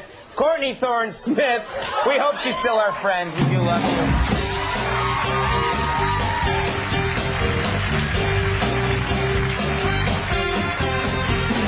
Well, I'm glad you folks are in a great mood tonight. Our first guest is one of the funniest men working in television today. He is the anchor of Weekend Update on the popular Saturday Night Live program. Please welcome Norm MacDonald. How you doing? I'm doing good.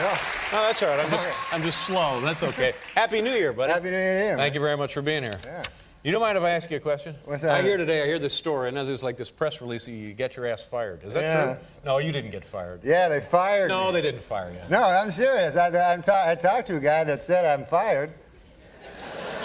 Fired from your television job? From on the Weekend Update. You know, I do the news segment. Yeah, the Weekend Update. Yeah, and I do the jokes. Sometimes, many times, the best part of the show. Yeah. But it's all a matter of opinion. That's your opinion. That's my opinion, yeah. But then the guys that can fire me, that's not their opinion. Now, why would they fire you? Well, who fired you, first of all? Let's get some names here. Let's get this on the record. Well, I don't know the guys, because the guys I work with, like Lorne Michaels and stuff. Did Lorne Michaels fire you? No, he didn't. He didn't fire me. Right. He likes me and stuff. Well, it's his show, isn't it? I thought it was his show, yeah. But, well, then how can a guy come in from the outside and fire you? Somebody from ABC fired you? No. They're NBC. What happens is you work on the show, and then there's these guys that hang out, like, in the halls. Yeah, we got them here. We got them here. And they're called executives. They're NBC executives, right? Yeah. And then I'd see them. I didn't know who the hell they were, what they did, you know? Now I know what they do. They fire me from Weekend Update. But they said that this guy, Don Ohlmeyer, who turns out to be the president. Yeah, now I know Don Ohlmeyer, and just between you and me, he's an idiot. Oh.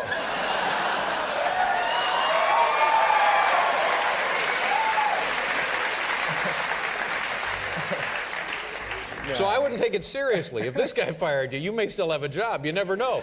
I'd wait for some paperwork. No, I phoned him, you know. Oh, you had to phone in to pick up your messages from that? Oh, man. Yeah, so I said, hey, you don't know what to say. You're like, hey, how's it going there? You know, you're trying to talk about something else. Yeah. Did you have a turkey there for the thing or whatever? I don't know. And then, so he goes, oh, yeah, I'm firing you there from the show. And then I said, oh, that's not good. And then I said, why is that now? And he goes, oh, you're not funny. Yeah. And then I said, holy Lord, that's even worse news, you know? He goes, no, I don't got nothing to fall back on. No. He's a good man. Well, he just fired you. What do you mean he's a good? What is wrong with you? You quisling? Stop that. I don't know what quisling means, but...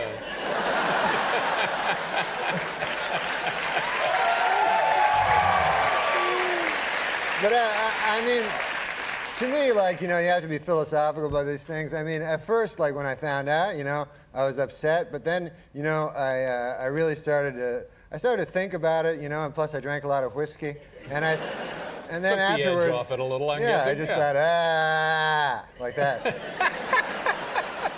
But then the next day I sobered up, and I remembered, you know, that I still had some whiskey left. So you went right back to it. Yeah. But now, Norm, far be it for me to tell you how to lead your life or your career, because Lord knows you've been very, very successful. But if the guy says to you, we don't want you on the Weekend Update, and that's like your signature piece. Yeah. You're kind of like the anchor man, not only of that segment, but of the entire Saturday Night Live show. If things aren't going great, they give the ball to you. You're the damn quarterback, Norm. You're the one who punches it over the goal line for pay dirt.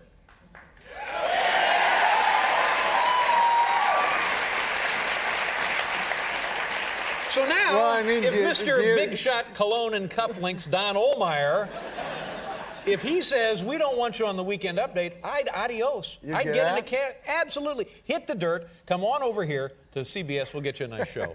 We'll put you together a nice show for you. All right. You're no Quisling. I've never been called that. Well, now, will you stay on the rest of the show? Yeah, I'm gonna stay. Like I do. Also, other than doing an update, I do like sketches, but like I stink in those. So that. You know, he thinks I'm funny in those. Yeah. Oh, it's just the Weekend Update he doesn't think you're funny. Yeah, he doesn't think I'm funny in Weekend Update, and God only knows. I mean, you know, it's just a matter of opinion. He also thinks that O.J. is innocent. So. Exactly. Don't let this pinhead push you around, for heaven's sakes. No, he's not a pinhead. He's a fat guy. There we go now. Come on, Norm. Let's go. Let's get a little heat on here. No. It's funny when you don't like a guy just because he's fat, you know what I mean? No, it has nothing to do with him being fat. No, it doesn't have anything to do with him being fat. You don't like it because he's a dope. No. No, it's just you know what I've always said is, I've said comedy is subjective. Mm-hmm. I never really said that before. I didn't think I usually say whiskey is good. Yeah, that's right. But Norm, you're very, very funny. You're like the strength of that franchise now. Well, do you know any guys over there you can give a call to or anything? Well, yeah, they're going to take a call from me. You're lucky they took your call so they could fire you. Are you kidding? But there. Are you getting some support from the rest of the cast members? Well, you know, the people on the cast, like they go, you know, when you work at a place, you know, some people like you, some people hate you. But oh yeah, you don't need to tell me that. So, you know, people come up to you and go, oh man, I'm sorry, and then either they're sorry or they're not sorry. Yeah, that's right. So how the hell do you know? No, you don't really know. But you can tell. Well, sometimes you can tell, like, you walk into a room and then everybody will stop talking, and then so you go, hey, were you just talking about how you were glad I got fired from the update? And then you go, no, we were talking about hats. But now let me go back to this, and I don't want to embarrass you again, but if Lorne Michaels, the guy who created the show, the guy who's kept the show in business all these years, it's his show, Mr. Big Shot, Mr. Table at Orso's, Lorne Michaels, why doesn't he step in? Why doesn't he throw himself in front of this gorilla to save your job? What's going on there? With that? It sounds to me like he's a Quisling. He is? Well, that's what it sounds like. Maybe we can get a dictionary at the break. But you know what I'm saying? This is the guy. Didn't Lorne Michaels hire you? Yes, he did. Well, then who ought to be able to fire you? Lorne Michaels, right? So where was he? Did he fire you? No, he didn't fire me. But he's like your buddy, right? You're buddies with Lorne. Yeah, he's a good man, and now, he's what did he say to you? Been very supportive of me. Well, I guess not.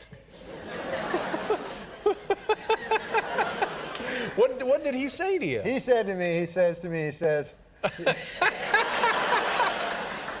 he said, look, Norm, this is the deal. You know? He said, I want you to stay on as Weekend Update. Oh, good. Well, there you go. Well, great. So you got the job back. That's good news. Attaboy, congratulations. Hang on. Stay right there. Think about it. We're going to get this straightened out. All right, Norm? Norm MacDonald is here from Saturday Night Live. Peter Wilson from La Femme Nikita Streb. You ever seen these Streb people? Oh, they're great. They're going to change your life. What do you got there, Norm? You looked up Quisling. Yeah, I looked up what does it say? Quisling. Yeah. And also, do you know what Quizmaster means? That'd be like Alex Trebek. Yeah, I knew that. No, Quisling is a master of ceremonies on a game show. There you go. Now, Quisling is a traitor who serves as the puppet of the enemy occupying his country. Exactly. That's what I'm talking about. Thank you very much. Norm MacDonald, you, sir, are no Quisling. I thought I was dumb when I didn't know what Quisling was. Yeah. I think I'm even dumber now because I still don't know what it is. So now, Norm, a couple of things come to mind here. This seems so preposterous to me, so unfathomable, so unreasonable that I'm guessing, oh, it's like a stunt, like a publicity stunt, like big-time wrestling or something. Is that kind of deal? Where you and Don Ohlmeyer will have a feud and you'll wrestle on the show or something for your job, one of those deals? No, I like Don Ohlmeyer. Oh, no, how can you like... This weasel fired you! No, but he doesn't think I'm funny. And yet you like the man. Sure, I mean, you know. Here's what. A lot of people don't think I'm funny. Enjoy your complimentary beverage. Now, tomorrow night... It ain't whiskey, but it's good. Now, there's a great song. Now, tomorrow night, come back on the show, or Friday night, come back on the show and do Weekend Update. You can do Weekend Update here.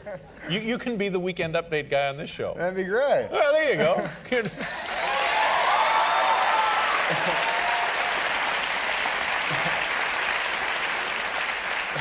Now, who's taking your place on the Weekend Update? I don't know. Apparently, they had some press release today, but I don't read the papers, that wasn't good either. No, not if you're in charge of Weekend Update. It just blatantly admits it. You don't know what's going on.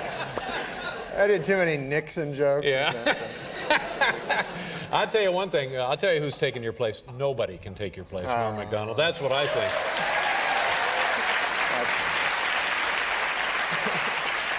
You don't seem to be taking this too hard. You seem to be taking it pretty well. Well, I mean, I don't know, because if somebody doesn't like you, then and they own the joint, you know, that's fine. I mean, I don't know. Why would you want to work in that atmosphere? Why wouldn't you want to take a hike and say, well, I'll show you. I'll take my little Weekend Update someplace else and bury you punks? I don't know. I guess I'm a goddamn Quisling or something.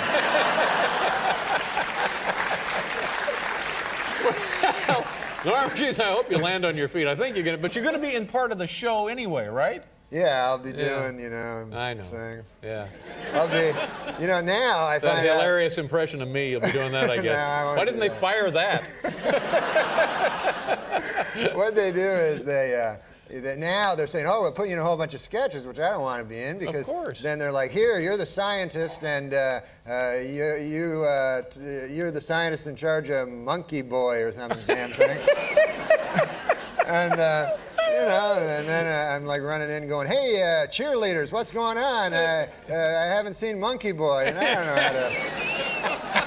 That ain't a bad sketch, though, Norm. That's true. Well, that ain't bad. That's got possibilities. How's everything at home? Your mom all right? Oh, yeah. Do you get to see your mom much? She came to visit me in New York, you know. That's nice. And she's real sweet, you know. She doesn't know much about show business, you know, but she always tries, because she knows I'm in show business. Right, yeah. I mean, until tonight. And so she always tries to give me, like, the showbiz news. I remember, like, a couple of years ago, she phoned me up. She goes, oh, my God, have you heard the news? Liza Minnelli's a phony. And that was her, like, story. Liza Minnelli's a phony. Yeah, and I thought, how can that be, like, a story? Yeah. Like, I'm sure she probably is a phony, you know, but how would that be a scoop? And then, like, it took me a while to figure out. She was talking about them, remember Milli Vanilli? Yeah.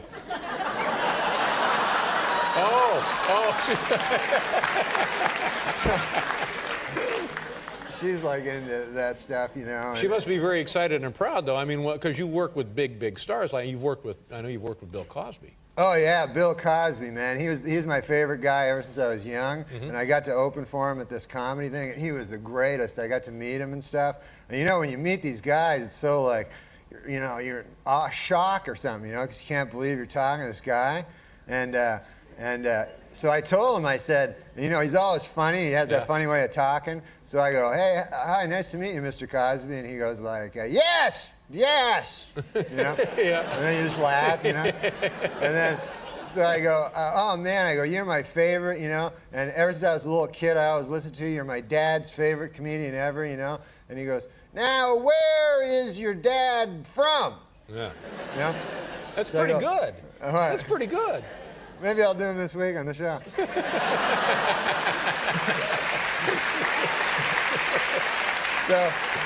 So I tell Cosby, you know, I say, oh, my dad's from Ottawa. So he turns to his buddy Ben as his manager or something, and he goes, Ben, we aren't the Ottawa, you know?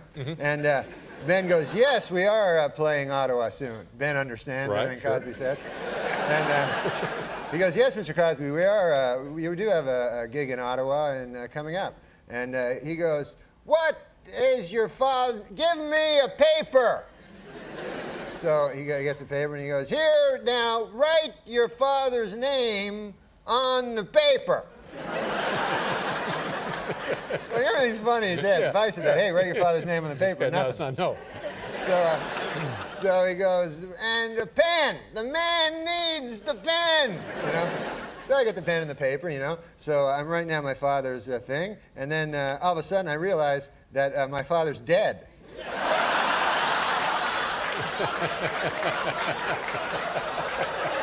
that's a problem. Oh, man. Oh, man. So I panic, you know. I'm in this situation. My dad's been dead 8-9 years, and I got the paper and the pen, you know. Yeah. And so I know Ottawa's area code, you know, so I write that, and then I'm just writing down like random numbers, you know. And then I go, here you go, Mr. Cosby, this is my father still alive's number here, you know. And he's like, hey, I got to get up, you know. And then, so I thought, God, man, that's a stupid thing I did, you know. And then a couple weeks later, I get a call, and it's Bill Cosby on the phone. And he's like, I phoned the number.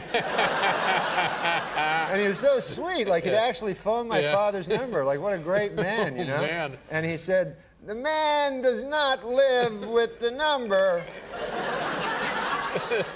The man answered, and not your father, you know? So I'm like, oh, I'm pretty sure. You know? Because I couldn't go, oh, yeah, I forgot, he's been dead 10 years. Yeah. Oh, man. Well, Norm, I hope we've been able to get you through your darkest hour. And that I hope you somehow find the will to carry on. And normally this would be the time when we'd mention the show on Saturday night, but I'm so angry about this that I don't care about the show Saturday night, and neither should you. Oh. Good to see you, Norm. Thank you, man. Come back anytime. Norm MacDonald.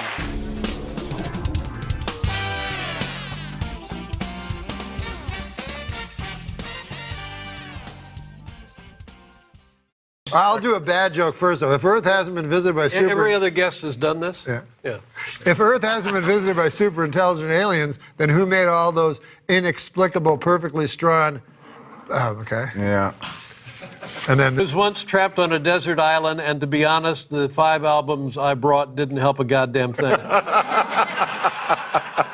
We write jokes. Right. So, would you like to read one? Yeah. That's for you. I'll play along.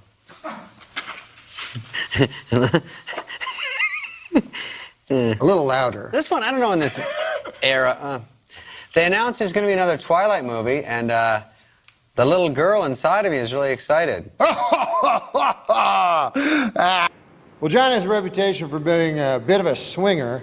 Did you know instead of an umbilical cord, John was born with a bungee cord?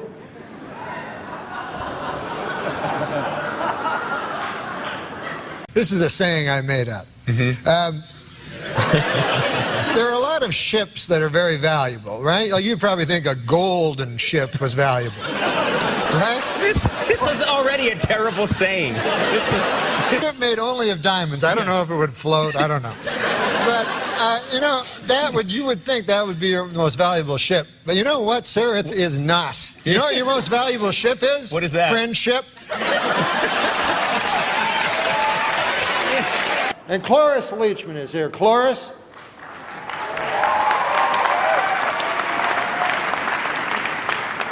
Cloris, if people say you're over the hill, don't believe them. Why, you'll never be over the hill, not in the car you drive.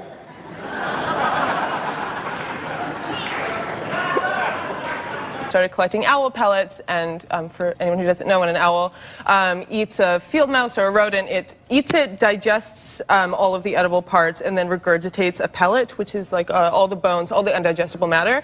And I collect those and harvest the bones and then make magical creatures out of them. Well, that's fine with me about that owl. I don't give a hoot. Greg Giraldo is here. He has the grace of a swan, the wisdom of an owl, and the eye of an eagle. Ladies and gentlemen, this man is for the birds.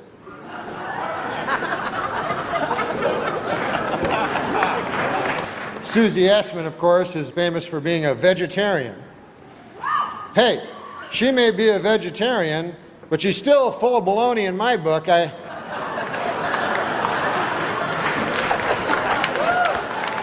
listen, I may not have book smarts, but you know what I have? Supermarket flyer smarts. You know where I got them? From reading a lot of supermarket flyers. That can't be one of the jokes, is it? Jesus. Dude. Did you ever think... I smell a mass firing. When you go to the men's room later, you'll see a sign that says, "Gentlemen, pay no heed, go right in."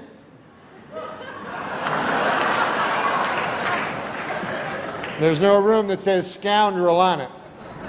I made a bad business decision, Adam Egan. Started an online business. You know what I sold? Brick and mortar.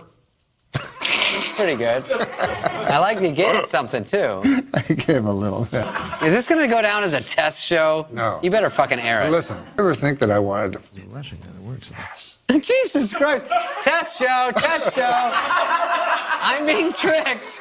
We have a lot of well-wishers here tonight, and a lot of them would like to throw you down one. A well. They want to murder you in a well. Seems a little harsh, but apparently they want to murder you in a well. It says here on this card. Hey, a new study shows 37% of people talk to their car. It's the first study ever conducted by the International Organization of David Hasselhoff. No, but Bob has a beautiful face, like a flower. Yeah, cauliflower.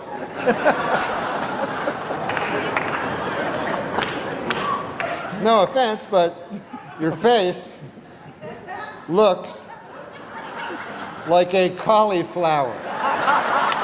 President of ESPN says he quit the network because he was being extorted over his cocaine use. Cocaine also explains fuck it. As you can see, he has wavy hair. It's waving goodbye on account he's going bald. Did you know every planet in our solar system is named after a god? I did not know that. Except Earth, which is named after all that stuff on the ground. Okay, can I keep this? You got it. I love this. No, I think that that Bob should join the Ku Klux Klan. And that's not because he's racist. He's not racist. It's just that he'd look a lot better with a hood over his head on account of his face. How can you not get that? Call me old-fashioned, but I long for the days when wives stayed at home and only cost 3 goats. I get that one. I heard you have hair on your chest, Bob, and, well, let me tell you something. That isn't your only resemblance to Rin Tin Tin. You're a fucking dog face. No, there are times when Bob has something on his mind, when he wears a hat.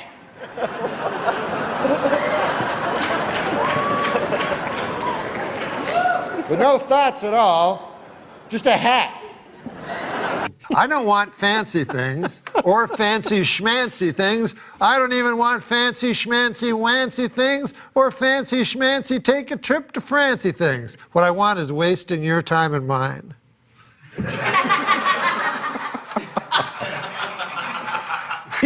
You're an infant. The joke. I don't think we're coming back either. Don't say that at me. Here's the joke. TV pitch, 3 words, young Gene Shalit. I'd watch that. I would watch. They are going to have to lease editing equipment for this show.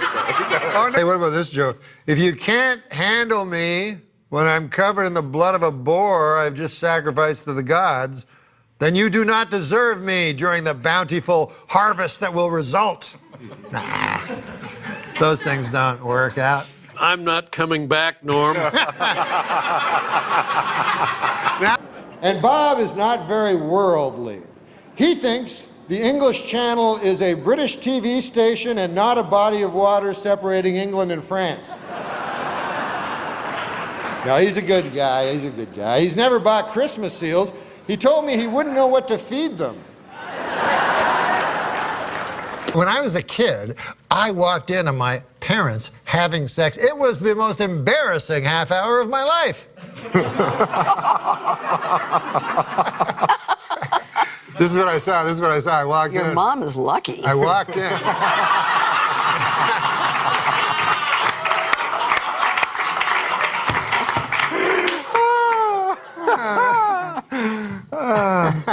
I take after my father.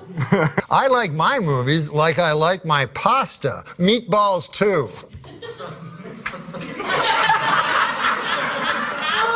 Okay, go. I can't stand stuck-up bodies of water. Is that right? It's like, get over yourself, Lake Superior.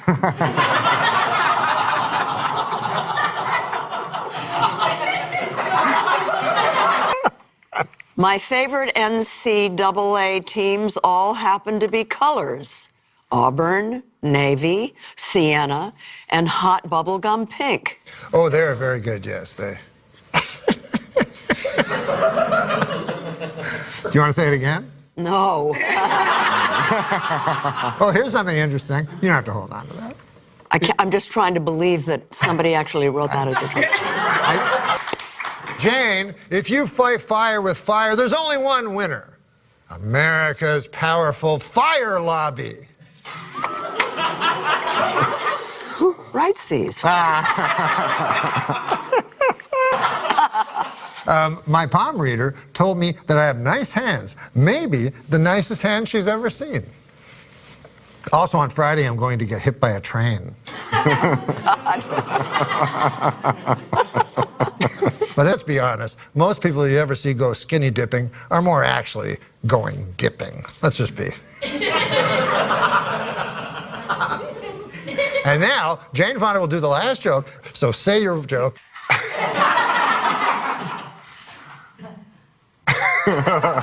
If I could add one president to Mount Rushmore, it would be James Polk, because I'm interested to know what he looked like. What did he look like? I took him to a ball game, and he came toting a double-barreled shotgun. You remember that?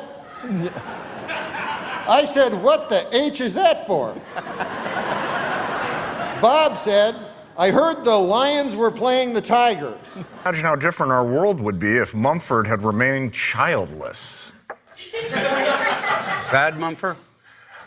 Fad. Fad. Fad? Shut up. Okay, next. You know, I've been jogging for a few months now, Chevy, and you might like to know that I recently set a personal record for a 5-mile run. 3 miles. And now, the final joke by Chevy Chase. To me, perfect sex is like a car wash. You start by lining up right and going in slow, and you finish when 3 Mexican dudes run up and furiously towel you off. This is not a great joke. I shouldn't editorialize. A storm picked up eggs and milk over the Rockies and is now battering the Midwest. It's a terrible... So that's not much of a joke. Emily, take everything you know about bread and throw it out the window. Okay? Did you do that? I did. Great. Now, let me tell you about a little invention I made. Bread.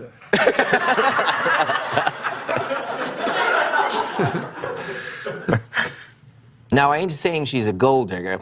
You're not saying she's a gold digger. But she does have several shovels, picks, and panning sluices strapped to her burrow. Oh, well. She may, in fact, be a gold digger. That's pretty good. That's pretty good. Wearing glasses doesn't always make you smarter. For example, you must wear them on your face. I'm missing it. Right now, and just give everything to that one word, face. Okay. Wearing glasses doesn't always make you look smarter. For example, you must wear them on your face. No, nailed it. Is that good? That's very good. You know these donkey shows I feel down like that's a pity laugh. Definitely this area was a pity. That was a pity. There was a couple of genuine over there. Sure. Okay, here's the final joke. Final joke. The inside of the human body is more of a miracle than you'd first think. Even more of a miracle than you'd first think. Why is that? Since everything goes on in there in total darkness. Well, you never... What? Wait, no. Oh, cut it! That can't be the way we end. No.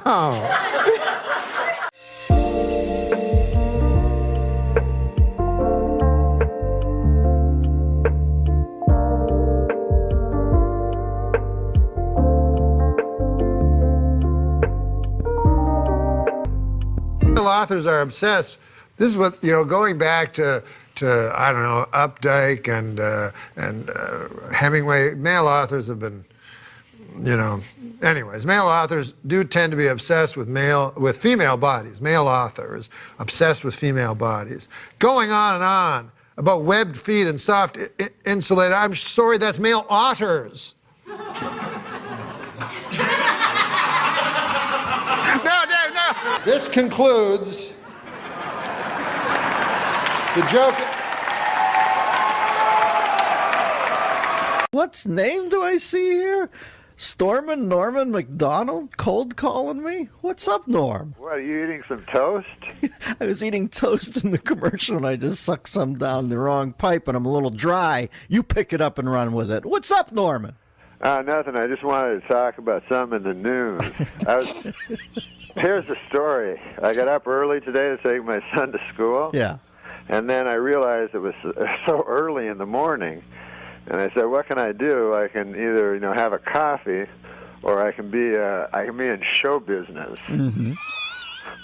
So you called in. So I called in because you're one of the other guys in show business at 7 in the morning. It's a bridge and tunnel thing, exactly. No, but listen, man, I want to talk about the news, Even though newscasters are up at 7 in the morning. Yeah. You have to go to a comedian. Listen, I used to get the stories ripped from the headlines. That's where I get my jokes. Yes, I see. Now I get them, I typed directly from the www. I don't know. But no, this is what happened. I was on the airplane. Do you ever hear a story that means you have no reference to the story ever at all? Yeah, sure I do. So I got off the airplane, and the guy says to me, because everything moves so fast, the guy says, you hear what happened? I go, what? With the baby and the hot air balloons. And you're like, what? Are you telling me a joke?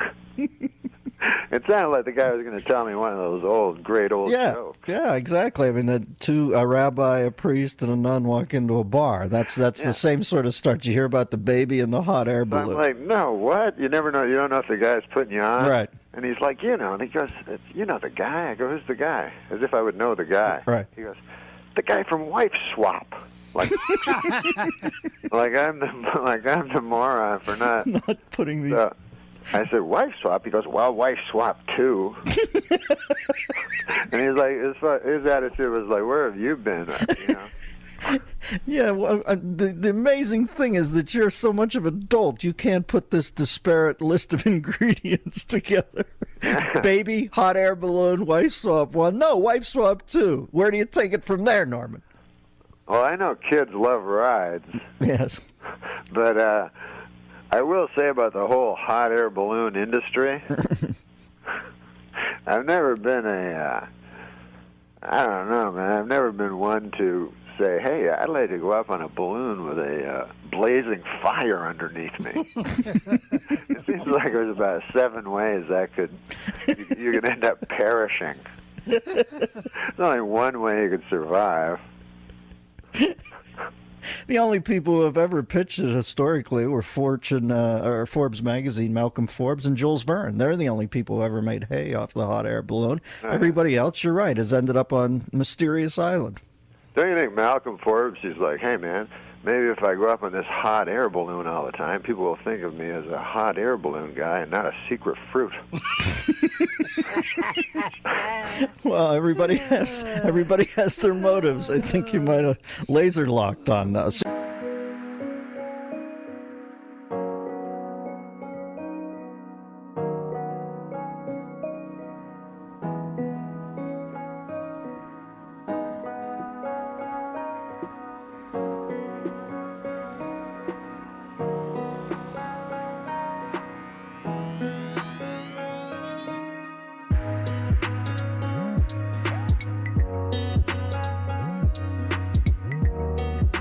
So you're not sending your boy up in a... myself in that. Oh, you're not sending your own son up in the hot air balloon, Norm. No way, man. No, my son's just into regular boyhood things, bungee jumping. Right.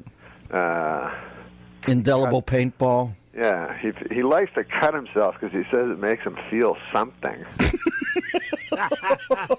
I'm like, what's wrong with feeling nothing like everybody else? Norman, it's good to hear your voice, buddy. What do you got coming up? Anything? Oh man, I'm going to be at the what? All those names, you know? Well, get them to Christian. I'll read them, man. I hate to make you do your biz, but I'll do it after the break. I got to take one now. Thank you for cold calling us, baby. I appreciate that. The great Norm MacDonald. Why doesn't he just feel nothing like the rest of them? It seemed like it bothered you during those years when you're doing the show that there was even any debate that this guy might not be innocent. So you kept in the updates, you kept twisting the knife with the jokes, but like it felt like there was some real conviction. Well, because I really, I knew a lot of black guys were my buddies, and I was like, really? You think he's innocent? And they were like, yeah, good guy. So it was like they knew he was guilty, but they weren't, they were willing to. And I didn't understand it. Yeah. Until Beretta killed his wife. Oh. And then suddenly I go, now I know why all the black guys are saying that. Because I was like, nah, he's innocent, because I loved Beretta. When I was a kid, that was a great Beretta. And then, and so Beretta had the worst alibi of all time, I remember. He was like, no, I didn't shoot my wife. It couldn't have been me. I have an alibi. At the time, I was picking up my gun in a restaurant. So how could it be me? I was in the restaurant getting my gun. I came back. My wife was shot. I don't know what happened. She had a gunshot in the head. But anyways, he got off, and he went cowboying. Did he get off? Why don't I remember that? Yeah. So who did they think killed his wife? They're pretty sure it was somebody else that he perhaps hired. There was a very funny Bonnie Lee Bakley, who was his concubine, but there's tapes that I listened to from the National Choir of her phoning her wife for her phoning her sister because she was becoming suspicious that something might not be on the up and up with Robert Blake, who was treating her very well and taking her on vacation. So, anyways, the one time he took her to Big Bear, right? The next day, she phoned her sister, and she said, I think something's going on. Because last night, I woke up in the middle of the night, and Phil was there, who was his bodyguard, Robert Blake's bodyguard. So she says, I think something might not be going right, because I woke up in the middle of the night, and I could have sworn Phil was standing above me, looking down at me, and then he ran out of the room going, I can't do it, boss, I can't do it. Stop. So anyways, that was you don't have to be the guy with the big magnifying glass to figure out that one. I'll tell you what I do like in the news, the big murder trials, because I can follow that, And now we have the greatest one that's coming up, because it's the best when celebrities are up for murder, because then you know the guy, And so, right? So they selected the jurors for the Robert Blake trial, so that will move on, and I'm happy about that because I love Robert Blake. Ever since I was a kid, watched him. Beretta, my favorite show. God damn, that was a good show. I will say one thing about Robert Blake. The guy appears to have not the greatest alibi I have ever heard. Seems to be a relatively weak alibi to me. You know, and I'm no jurisprudence, you know, I don't know. But this is his alibi as far as I can figure it out. He goes, it couldn't have been me who shot my wife in the secluded area over by the side of the ditch. On account, I have an alibi. Oh, where were you? I had to go back to the restaurant. I forgot my gun.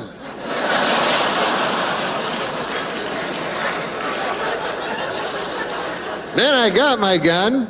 I went back to where my wife is, and goddamn, somebody shot her.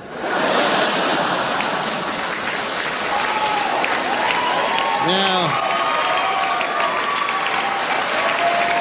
so I don't know what alibis he discarded before he decided to go with that one, but see, this is the thing with celebrity trials, you know, is that it really gets the country all worked up. Because the last celebrity murder, of course, we had was the O.J. Simpson murder. And what happened there is O.J. Simpson was acquitted of murder, you know. And then all the black people thought that O.J. was innocent. And all the white people thought that O.J. was guilty.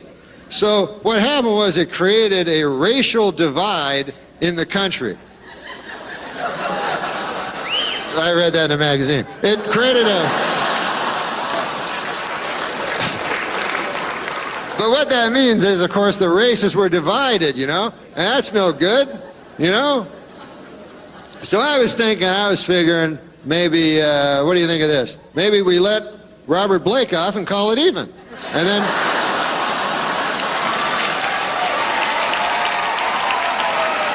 All right, folks. Well, God bless you all, and God bless America.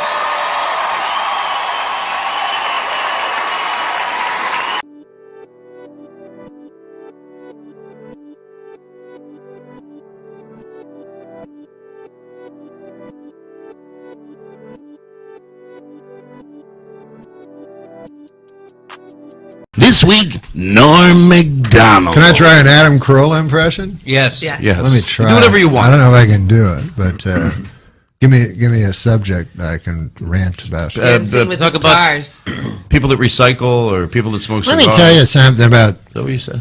What is it? He's almost like Andy Rooney. Yeah. Let me tell you something first of all about people that recycle. If you're 21 and you're still thinking you should be recycling, maybe it's time for a different sort of, right? Well, he'll have an opinion on the weirdest things, like crushed ice or the cubed ice. Yeah. Go ahead, Adam.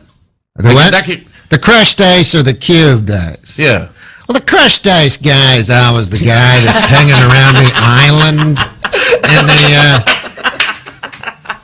Like, how could He wants the crushed ice. Right. He'll all of a sudden have 30 minutes on crushed ice. It's something about it angers him. I'm not even making fun of him for it. The square ice is more like you get a tumbler, you put your ice in, and you're drinking. And the crushed ice? So, that's what it's almost like Andy Rooney. Is like it's almost like Andy Rooney improv. Crushed ice. And by the way, I don't know if you've seen Andy Rooney lately, but that guy with those kind of eyebrows should not be giving advice to anybody. I mean, every Sunday we go through this. It's like if I agree. I like my favorite thing about Andy Rooney is he uses way too many examples. So he's like, example. Can you give us he's like, yes. There's a lot of cotton now. And medication. Here's a bottle of an antipsychotic I take, mostly cotton. Here's another bottle of pills, something called Aleve. Let's open it up here. Mostly cotton. About 13 pills. Most people here would stop, but Andy, keep going. Keep going. So you have to commit. Come on. Here's something called Tylenol. Another one called Advil. I've got 35 of them. Here's the cotton. Here's the pill. You know. I can let him keep going. If he One can keep thinking of things. One time he goes, we always use hand dryers in the bathroom, and then the highest production value is the clips they use in the Few Minutes with Andy Rooney. So he goes, we all use hand dryers. Cuts to like a video of a guy's hand under a dryer. Yes. Necessary? That's the I guy's, don't think so. The guy's on B-roll. My headphones keep going in and out, but it's all right. How is your battery? If I meet one more chick that wants to become a veterinarian. He never said that, did he? No, that's the other one. Oh, okay. That's Corolla. Oh. That's sort of. Oh, yeah, yes. First of all, if you want to be a veterinarian. I have a question for you. Yeah. Todd, talk to Adam Carolla as Todd Glass is with us. The thing about Todd that always got me is he's one of those yellow shirt guys. Yeah, go ahead. Who did you want me to talk to him as? Colin Quinn. Oh, Quinn. Talk to Adam Carolla? Yeah. You know, who cares? Colin Crushed Quinn. ice. Cubed ice. I can listen to Adam Carolla now. He's going to go off for an hour and a half. I always loved Colin Quinn because it was kind of like he just missed it. Missed what? He was really big, but kind of at the wrong time. Oh, this is Adam Carolla. Yeah, oh, okay. I'm very confused right now. No, Norm's a good guy. Adam Carolla. Oh, Jesus. I'm very lost right now. I'm not going to lie. It's okay. You know what? Just shut up? No, we get confused all the time. We did death. Once you do death on Family Guy, it's like everybody knows you as death. You can be anything. You could build your life as like a heart surgeon, work on that for a while. Oh my God! I just put that. Didn't Adam Carolla take over for you as Death on Family Guy? Yeah, Norm did it first, and then think of it doing. That's right. I just realized that on Family Guy. It was 2 weeks ago. I was like, oh my God, that's Norm. Is that? If my questions are stupid, you just you give me a little forgiveness here. Is that fun to do? I knew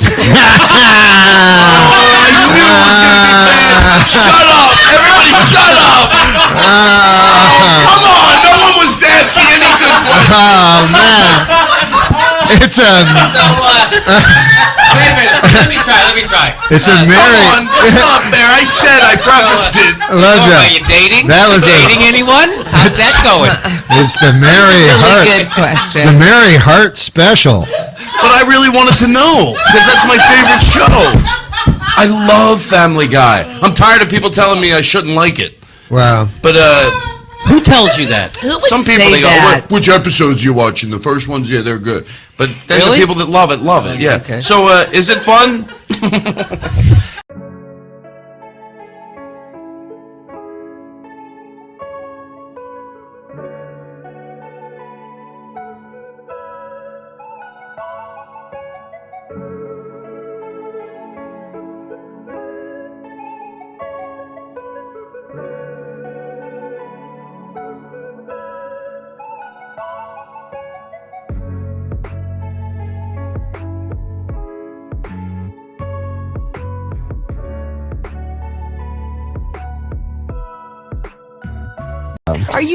Are you a happy person, like in general? Am I what? Are you a happy person?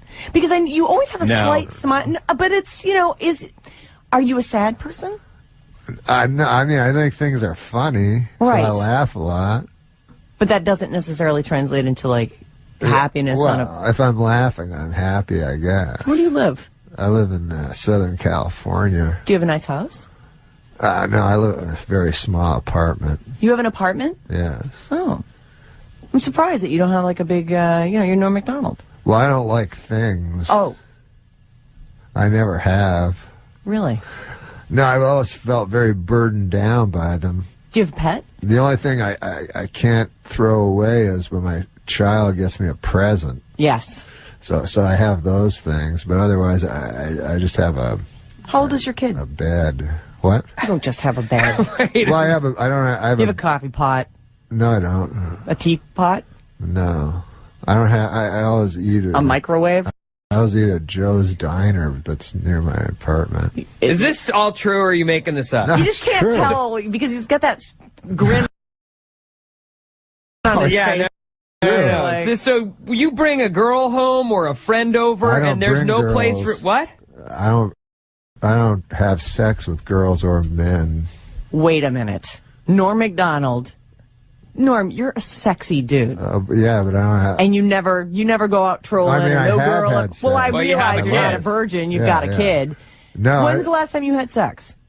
Probably 10 years ago. Shut up. Yeah, I have sex. I have sex like by masturbating. And, yes. Yeah, but I find sex very repetitive and dull and kind of pointless. Your kid. This is a bit. No, it's not. Norm MacDonald. I had a lot of sex when I was a young man. When I was 19 or 20, I had a lot of sex, and it's just the same thing over and over. Right. It feels really good. So start from the beginning and do it again. I mean, why wouldn't you? Is it too much work dealing eating with ice cream? Eating ice cream is really good too until you're tired of it. You know. And the next day you try a different flavor. There's thousands of flavors of ice cream. But not of women. Do you go to hookers ever? No, I've never been to a prostitute. This attitude you have could be said for anything, though. I know. For anything. anything. You do for more than once. anything.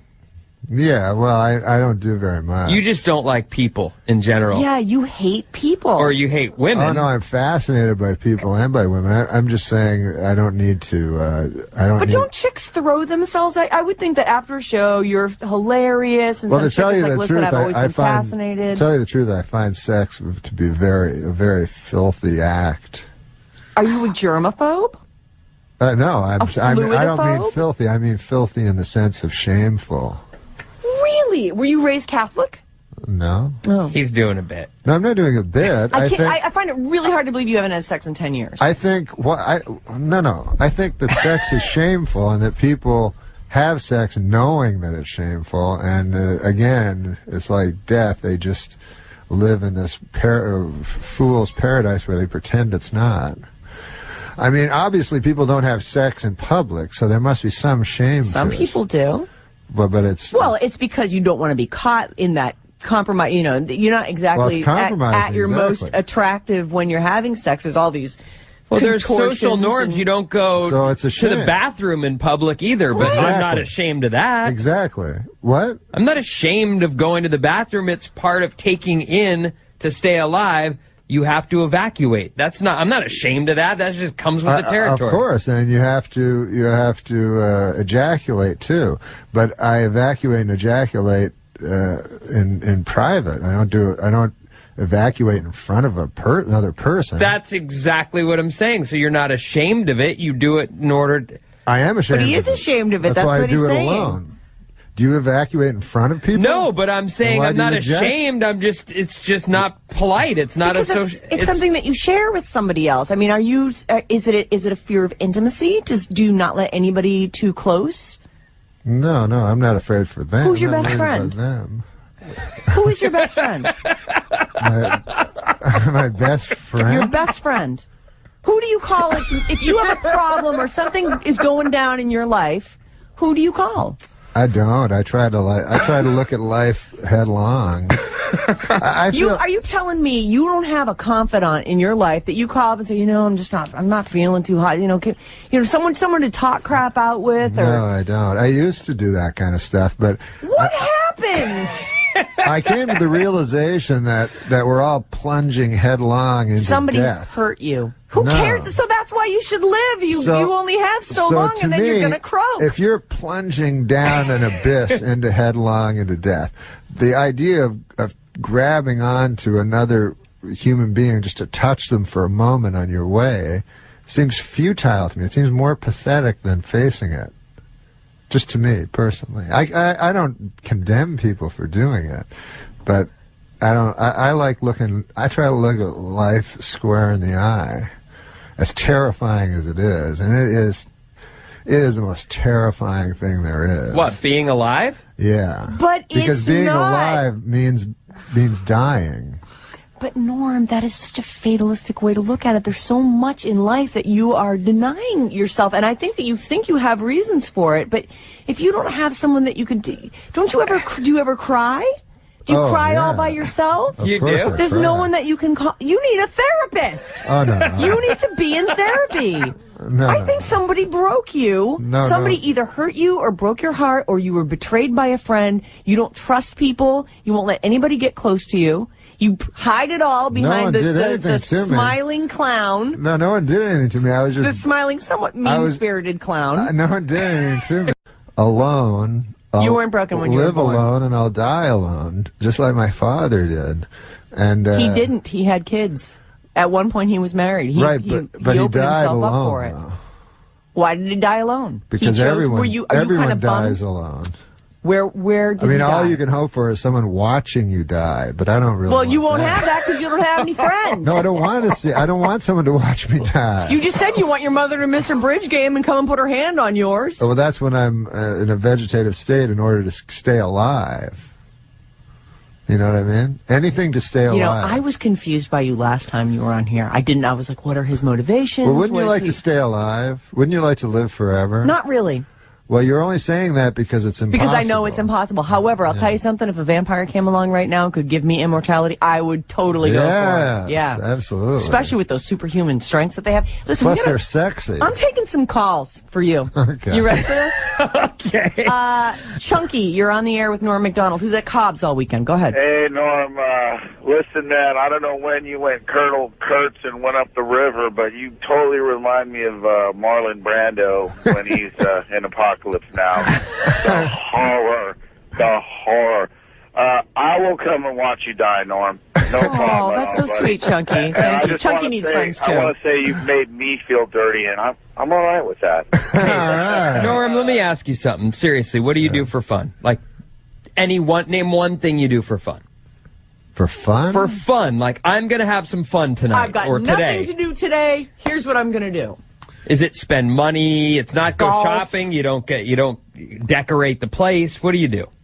I guess the only thing I do is I like to read sometimes. You're lying. I do. That's what I mean. That makes me. Do you play video games? Do you play cards? Do you solitaire? I read a lot of Mark Twain. There's only so much Mark Twain, and not much actually. Yeah. I'm reading letters from Hawaii now, something I'd never read before. But I read like stuff I read a lot of literature. And Do you go to movies? I reread it a lot. No. You don't go to movies? Nah, but I did see a movie. I saw Gran Torino. And? Yeah, that's a good movie. You liked it? Yeah. Did you go alone? Yeah. Of course you did. Tim, you're on. I'm running to the pharmacy right now to fill my antidepressant prescription right now. No doubt. Oh, the problem with antidepressants is then you don't face life. I mean, why not just do You're not facing... I have a news flash for you. You're not facing life. You're not living your life. You're waiting it out. You are waiting it out, Norm. Norm, you have everything. From the outside, you're hilarious. You are a good-looking guy. You're famous. You have beautiful blue eyes. You're Norm MacDonald. And you're shattering my image of you. Like you could be a player. Like you could have whatever you want, and clearly you want nothing, and you just want to be depressed. You're depressed. No, I'm not depressed at all. You need to see someone. I'm in no ways depressed. But having nothing and having something are exactly the same thing. What are you reading, Carlos Castaneda? I don't know who that is. Those are some books you should read. Okay. But all I'm saying is, since eternity, since life is, if you know mathematics, a fraction of infinity is zero, no matter what the fraction is. You know what I'm saying? No. You could live 100 years, 1,000 years, 1 billion years. It's all zero if it's on a continuum of eternity. So it doesn't matter what you do or what you don't do. So why don't you go crazy?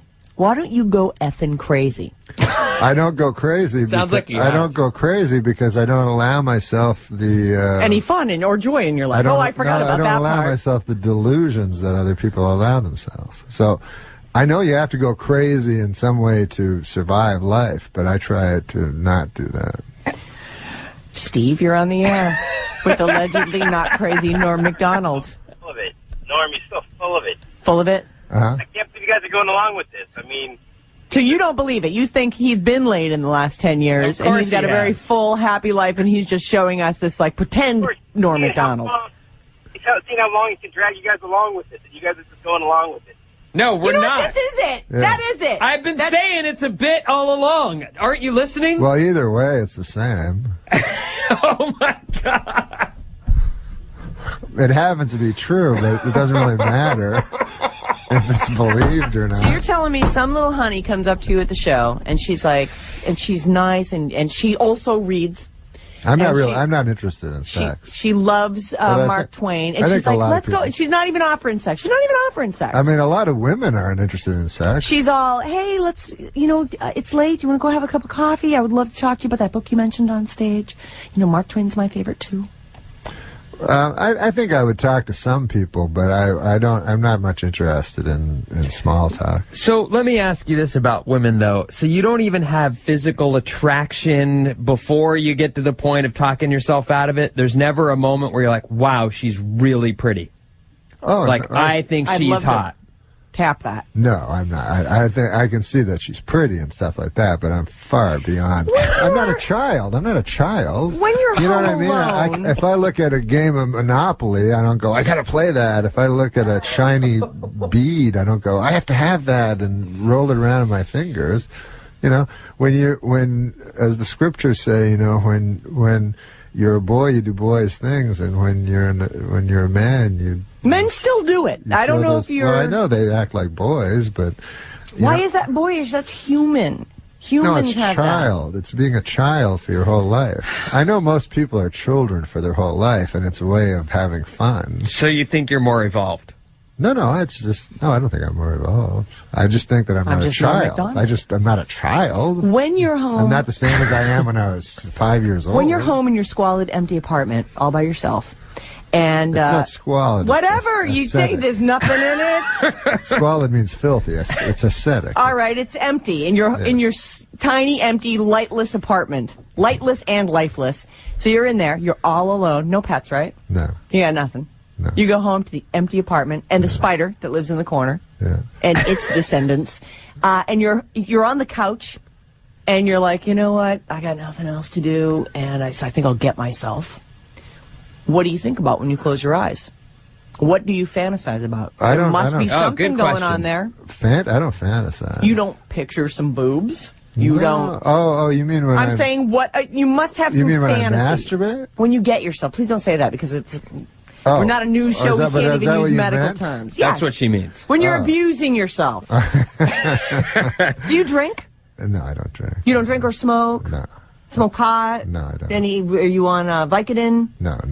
I want to face life foursquare. Wait, go back to the question. Okay, so you close your eyes. You're on the couch.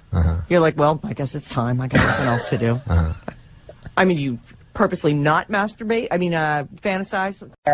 Do you purposely not fantasize so it'll take longer and eat up more of this life that you know is going away soon? I try to not fantasize. Yeah, you're exactly right. I try not to fantasize because I think that's madness.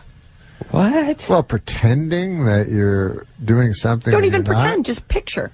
But, I mean, that's pretending. So you don't need any inspiration, and you don't care how long it takes. No, I don't need inspiration like the evacuation thing. You don't need inspiration for that. It's just a bodily function. What?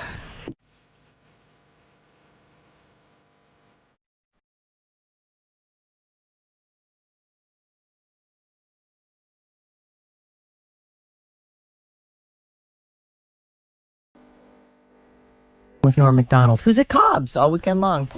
Hi, Norm. My husband and I really wanted to see you, but I have to tell you kind of made us uncomfortable when we saw you in Honolulu. We thought, oh, maybe it's not a good idea. He doesn't like us already. Tell the story. Tell the story, Brenda. Wait, so you're in Hawaii and you run into Norm MacDonald? No, it was more of a pass-by, and it was pretty clear via eye contact that he was like, please don't talk to me. Please don't even pretend like you recognize me at all. Just let me pass on by with my folks and call it a day. So everything that he's telling you, this morning. I apologize for that. No, don't apologize. But let me tell them that I don't usually ever do that. you don't usually. Well, I mean, it was a layover. Did you say hello to me or something? What was that? Did you say hello or? I tried to. We smiled at you and everything, and you were coming our direction, and we were going the other way, and you're really shifty-eyed. We made eye contact for quite some time. Oh. And my husband was nudging me, and he's like, Norm MacDonald. I'm like, I know. And you know, we didn't want to bother you or anything because we're at the airport. We're in Honolulu. We figured you're on vacation. At the airport. I mean, he could have been. No, I apologize. There was no one else around, though. It was outdoors, and he was with his folks, and it was just his family and my family. And we really wanted to just say, we love your work, and that's it. But, I mean, just that he made eye contact with us, and he was really shifty-eyed about it, we could tell we're like, okay, he really doesn't want to be bothered right now. Shifty-eyed almost implies that he's got something to hide. Yeah, but that just might be he's his just a way. little bit of an uncomfortable guy. Like No.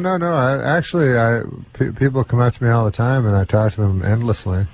Do you really? I wanted to chase after you, but then I didn't want to seem like a crazy fan or anything. We just wanted to shake your hand and say, you know, we've enjoyed your work over the years. And but at the same time, we wanted to respect your space. And I thought maybe I could confirm that there might be some truth to everything you're saying today, even if it is a bit. All right, thank you, Brenda. Hey, Brenda. Oh, well, whatever. So you go to Hawaii, though? Pardon me? You went to Hawaii? Yes. Recently? Well, that's fun. I go to Hawaii every Thanksgiving. Why?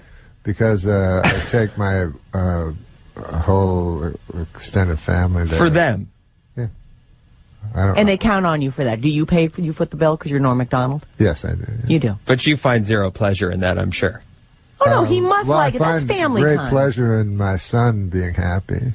Ah. Yeah. How old is your son? He's, 10, 15?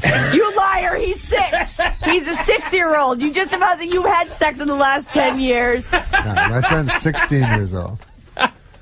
He's 6. No, he's 16 years old. He's 16. Yeah. So is he a confidant? Do you call him and, do you ever share personal, trials and tribulations and triumphs? I would never do that to a child. He's 16. Well, I mean, as you have said, he can't be a child forever. When are you going to put the hard realities of life on him? Well, that's an interesting question. That is an interesting question because I actually have love for my son. Yes. Like deep, of course. Deep love. He's your son. And so, I don't want to damage him with the way you were damaged. With the harsh realities. I was damaged. Oh, no, I had a great. No, but I don't want to damage him with any viewpoints I may have because he's not ready yet for reality. I think children aren't ready for reality for a while. But I do tell them that education is pointless and things like that. What does his mother say? She thinks that he should go to college and stuff. Yeah. Yeah. He should. And you're Not like, everyone can grow up don't and be waste a your comedian. money. Yeah, I'm saying it's just arbitrary nonsense. I tell him even the classes he takes now, it's just ridiculous. That algebra has no meaning and none of this stuff. Unless he becomes an engineer. Well, unless he becomes. Do you have no hope for this child? Unless he becomes a math professor. But I mean, you think it's a coincidence that they have 6 subjects out of 10 billion that they teach in school? And then you pick one of the 10 billion to focus on. No, you have to. You need they don't basic teach you math. 10 billion. You need basic language. It's lovely when the school has art or music, which none of them do anymore. A little PE to keep us from getting fat. I mean, come on. Yeah. No, they have little science, some of the basic science stuff. Sure they do. Of course they do. No, I tell him if he wants to go to college, he should have a goal, to be. He can't. He's 16. No kid at 16 has a goal. Their goal is to be a rock star. Or have sex. Well, right. I mean, that's actually the goal. Does he want to have sex? Or did you tell him, don't bother with that? There's nothing for you in that. It's just repetitive. It's over and over. Same thing. Discuss something like that with him. I hold him in too high esteem to discuss it. We're super short on time. I've already missed my traffic thing. I'm fascinated. I don't know whether to slap you or hug you. Like, seriously, I feel like someone needs to shake you and knock some sense into you. We are going to take a short Or break. maybe you. What? Maybe you. Knock sense into me? No, I'm doing fine. I'm good over here. Oh, me too. No, you're not. I'm telling you. I know from broken people, Norm MacDonald.